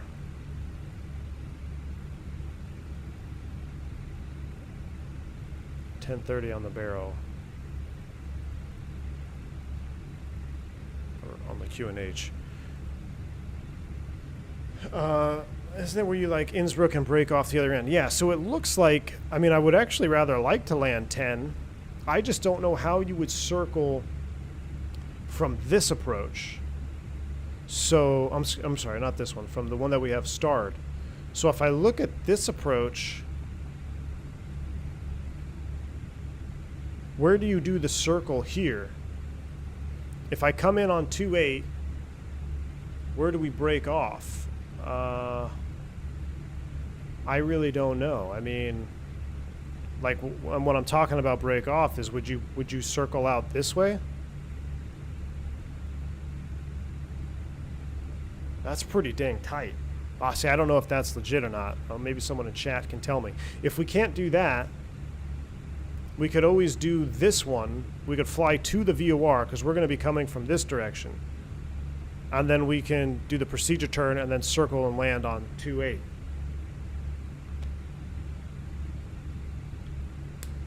At 1:30 after VOR, never exceed 18 DME. So that would be this approach here, going this way.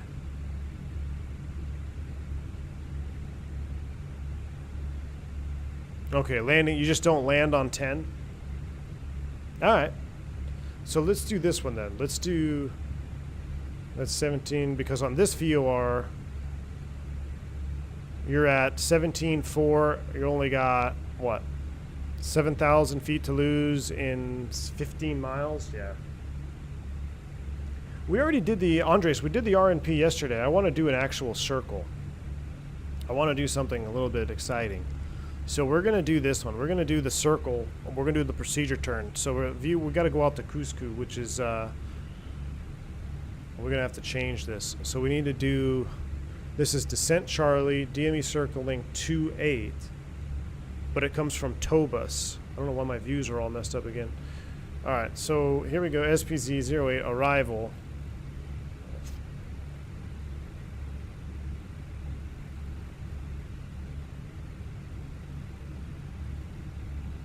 VOR Charlie 2.8.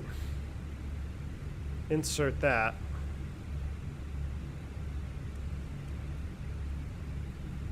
Alright, that takes us out to Tobas. And it makes us do this weird turn. But this is what we're going to do. We're going to make our own procedure. We're not going to go to Tobas and Reebok. I'm going to go... Where's the VOR? Is the VOR not there? It should be ZCO, Cusco. After Tobas. So after Tobas, it should be... Zulu Charlie Oscar, is that correct? Yes. Alright. We're going to make it. We're going to do it ourselves here. We're going to insert that. Okay. So this is what's going to happen. We are going to go direct, at this point, to Zulu Charlie Oscar. We're going to insert that. Airplane's going to turn, and we're going to start flying there now. So we're going to do this all on our own. It's probably not legal, but it's going to make for a hell of an approach coming in. Okay. So we're going direct to the VOR now. We're going to do a procedure turn to come back around. So we need to insert a hold over here with a 112 inbound course. So I'm going to select ZCO. I'm going to select hold. And I'm going to do inbound course of 112. We are doing left turns in the hold or in the procedure turn. So we're going to do a left over here for turn. For distance and time, This looks like a pretty lengthy hold. This is a 10-mile fix from Tobas to the VOR. So we're going to set up a 10-mile leg. So you see distance here. I'm going to do slant 10 for 10 miles. All right, I'm going to insert that. And now look what we've done. We've effectively drawn a procedure turn. We've basically created a procedure for us here at Zulu Charlie Oscar. All right, we're going to do a procedure turn. Now, we also want to be crossing over the VOR at the minimum descent altitude of 14,500 because Tobas is at 17,000. We want to be at 14,500 as the circling MDA. All right, so let's go ahead and set Dougal. No worries, man. Take it easy, man. Thank you for watching the stream. I hope you enjoyed the El Alto approach, my friend. Thank you for taking me there because it was a hell of approach and departure too. All right, so now we're going to add 14.5 as an altitude constraint. So I'm going to come here and we're going to do vertical constraint. We're going to do 14,500.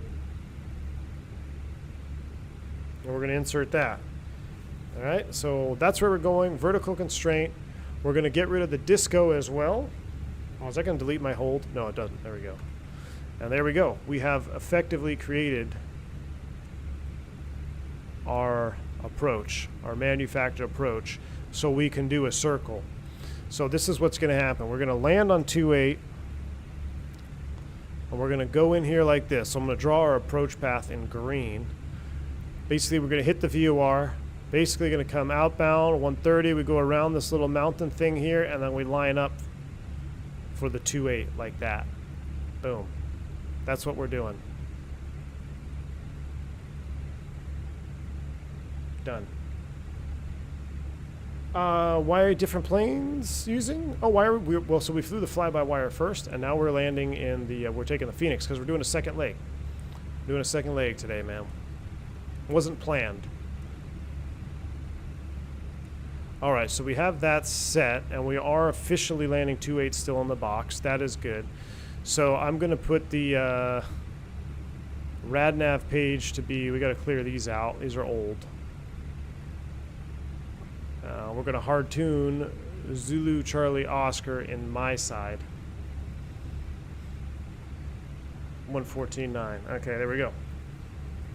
I haven't been in the chat for a while. How are you doing, Azar? I'm doing great, man. Welcome to the stream. Glad to have you on board, dude. We're setting up for a pretty fun approach here. This is kind of a makeshift approach that I've come up with, but we're going to do the real circle. I know how they circle. It's right out of here, just basically like this. So we're going to try to recreate that. And since we're not coming from the west, I've created this procedure turn in the box so we can do it manually. But realistically, you would just come straight in and land 2.8, but we're not going to do a straight in because straight in approaches are for noobs. I'm just kidding. Straight in approaches are great. I just don't want to do another one because we all been doing straight ins for a while. All right. Ooh, yes, air ops. What does this say? Well, circling prohibited for runway 10. Circling not authorized north of the airport. That's why we circled to the south. Perfect. Good to know. Arrival for, we don't need any of the arrival charts. We've already got our circling charts. We already know what the ground charts look like. So I think that's pretty much good to go. If we pull up our route, let's also pull up our landing data. Let's start doing some of this. After ZCO, you can descend to 13.5, do a downwind leg, left turn 18.1, 15-degree descent on base and stabilized at 1200. Stabilized at 1200, huh? Well, let's set that down here for our minimums just as a reference. So I'm going to put 12,000 for a stabilized approach criteria. We said 14.5, so let me dial this in the window here. 14,500 is set for our initial descent. Let's run some landing data here. El Alto, we're doing dry, runway 28 is what we're landing on. Apply METAR. Our current weight is 132.4. 1324. Insert that. Or we're going to do flap full reverse, manual pretty much. We need 7,600 feet with our additive. We've got 11,000 feet available, so it should be plenty good. Let's go ahead and get terrain back on the ND, both sides. No, we're not doing an LS or a localizer or a slope, so we don't need the LS push buttons on. We got those off. And I think we're pretty much good to go. I think we're ready for this. This ought to be fun. So just about 15 miles till we start down.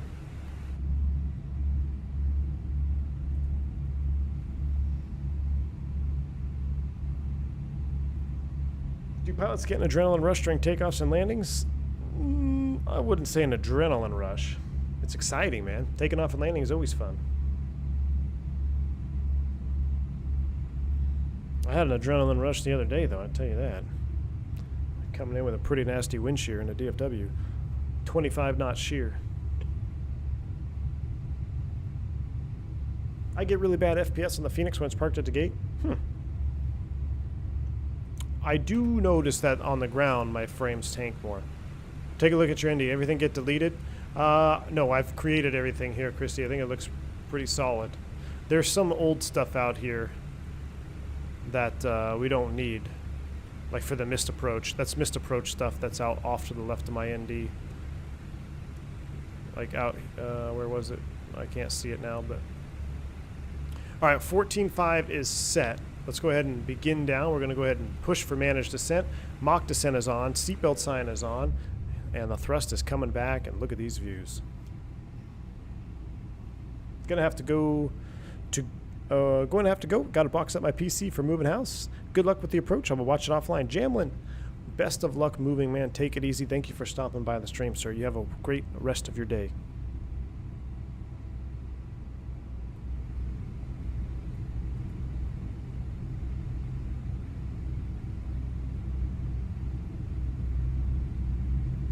That looks good.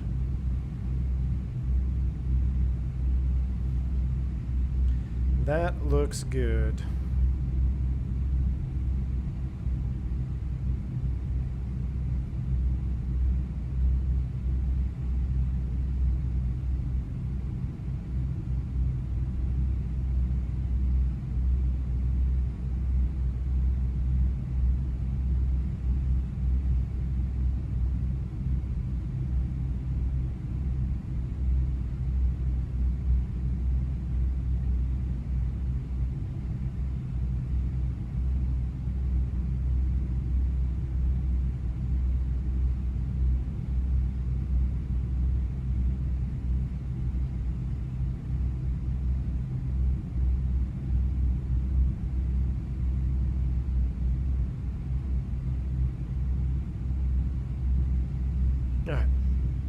P1, did you say that you are not sure where that is? If you got lost out there, you'd never be seen again. Yeah, it would be pretty much lights out for you. That is some serious terrain.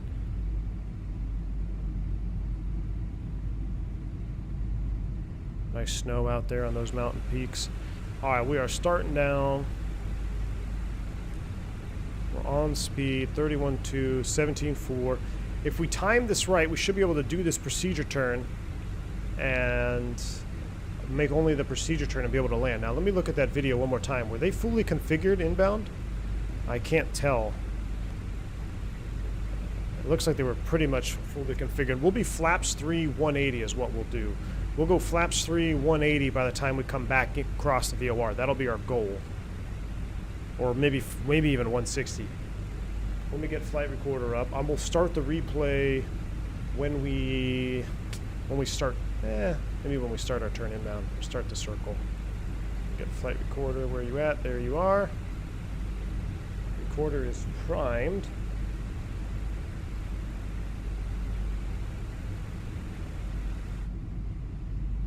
Man, these views are something else. I'm glad we did the turn. I feel like we're maximizing our time here. Just did one leg, it'd be like, there's just too much to see. I hope you go to Ushuaia, most austral airport in South America. Beautiful approach. S8WH.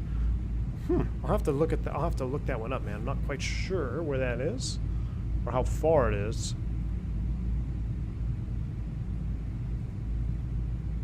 Just take a quick look on SkyVector. SAWH, you say. Saw. Oh, that is way down there. I don't know if we're going to go all the way down there, my friend. That is literally at the bottom of South America. That is 2,245 miles from El Alto. That's a long way down, my friend. I'm not sure if we're going to go that far. We might start cutting across to the east here before long. I fly for Southwest. Airbus Captain. Come on, Saw. Come on, man. Maybe we could do like a repo there. Maybe we don't have to actually fly all the way down there. Maybe we can like start somewhere close. 25.7, we're looking good. I'm gonna go ahead and select speed now, though. 7.4, I'm gonna go into indicated. I'm gonna start dialing this back. I don't want to come in here at 340 knots. Oh crap, oh crap, oh crap. Alright, high altitude elevation is on. 8.9 is flashing, that's normal. Clear pressurization, clear pressurization. Alright, high altitude mode is set.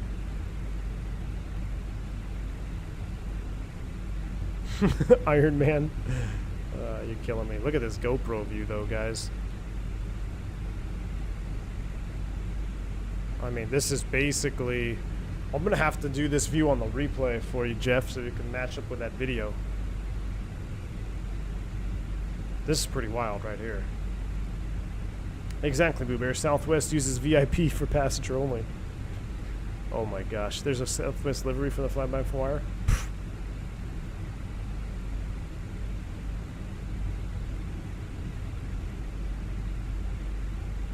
ZA 420, you are on thin ice, my friend. Exclamation point specs. Alright, 22.3. Let's go ahead and keep walking the speed back here. We're okay on the descent path. I'm going to come all the way back to like 250. I hope we're going to be able to clear this terrain out here. I think we'll be okay. Let's go ahead and get a little bit of spoid brake on. Christy, exactly. I'm a ramper. Love it. Wish there was an option to clear the windshield. Yeah, it would be cool to have an option like clean windshield.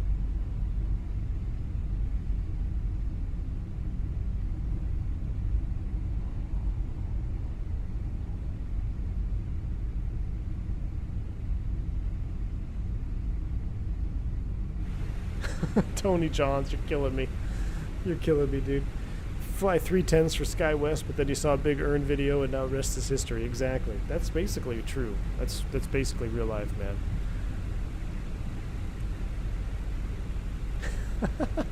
Steven.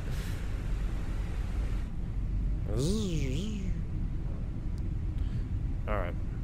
Time to get serious here.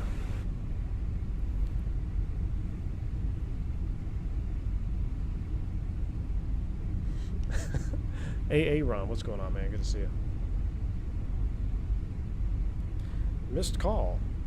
So since I've started streaming, just so you guys know I'm not lying, I've had 3 missed calls, 2 voicemails, and 8 text messages.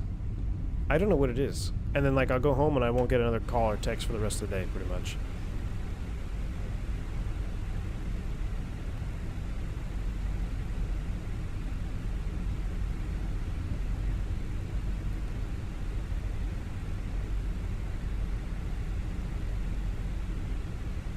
Hey, Ron, good to see you, man. Running a bit late? No worries, dude. Alright, here comes 18-1. And what was our arrival? AOC received. What was the altimeter? It was 10:30. So we're going to go here. 10:30 set. Stow the speed brake. I know. Nav out discrepancy because Phantom can't change it as fast as I can. 10:30 set both sides. We're at 250 knots, a little bit faster. High altitude set. There's traffic, looks like approaching. Wow, we might actually have to use some radio calls. Why aren't I getting any terrain on my ND though? Let me reset that. Hasn't quite popped up yet. Key 6 killing me.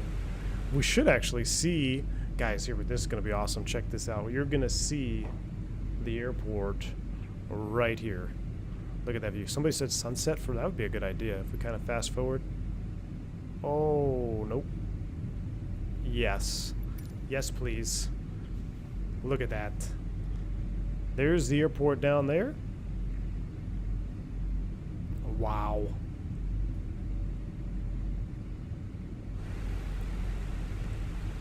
Alright, set hold speed. We're going to come back even more. Let's go basically 220 in the hold. I am going to activate and confirm the approach phase because we're not really treating this as a hold. We're kind of treating this as a procedure turn only. Interesting, we have a vertical deviation brick. Let's go ahead and go tiller cam on. I'm going to go ahead and slow down here. Alright, so alt star. Alright, Phoenix, let's see how we do here on the procedure turn. What type of turn are we doing? We're doing a teardrop entry. That looks good. So we're turning opposite of the direction of the hold, which would be left, so we're turning right, which is correct. We're going to have a hell of a view out this side. Are you kidding?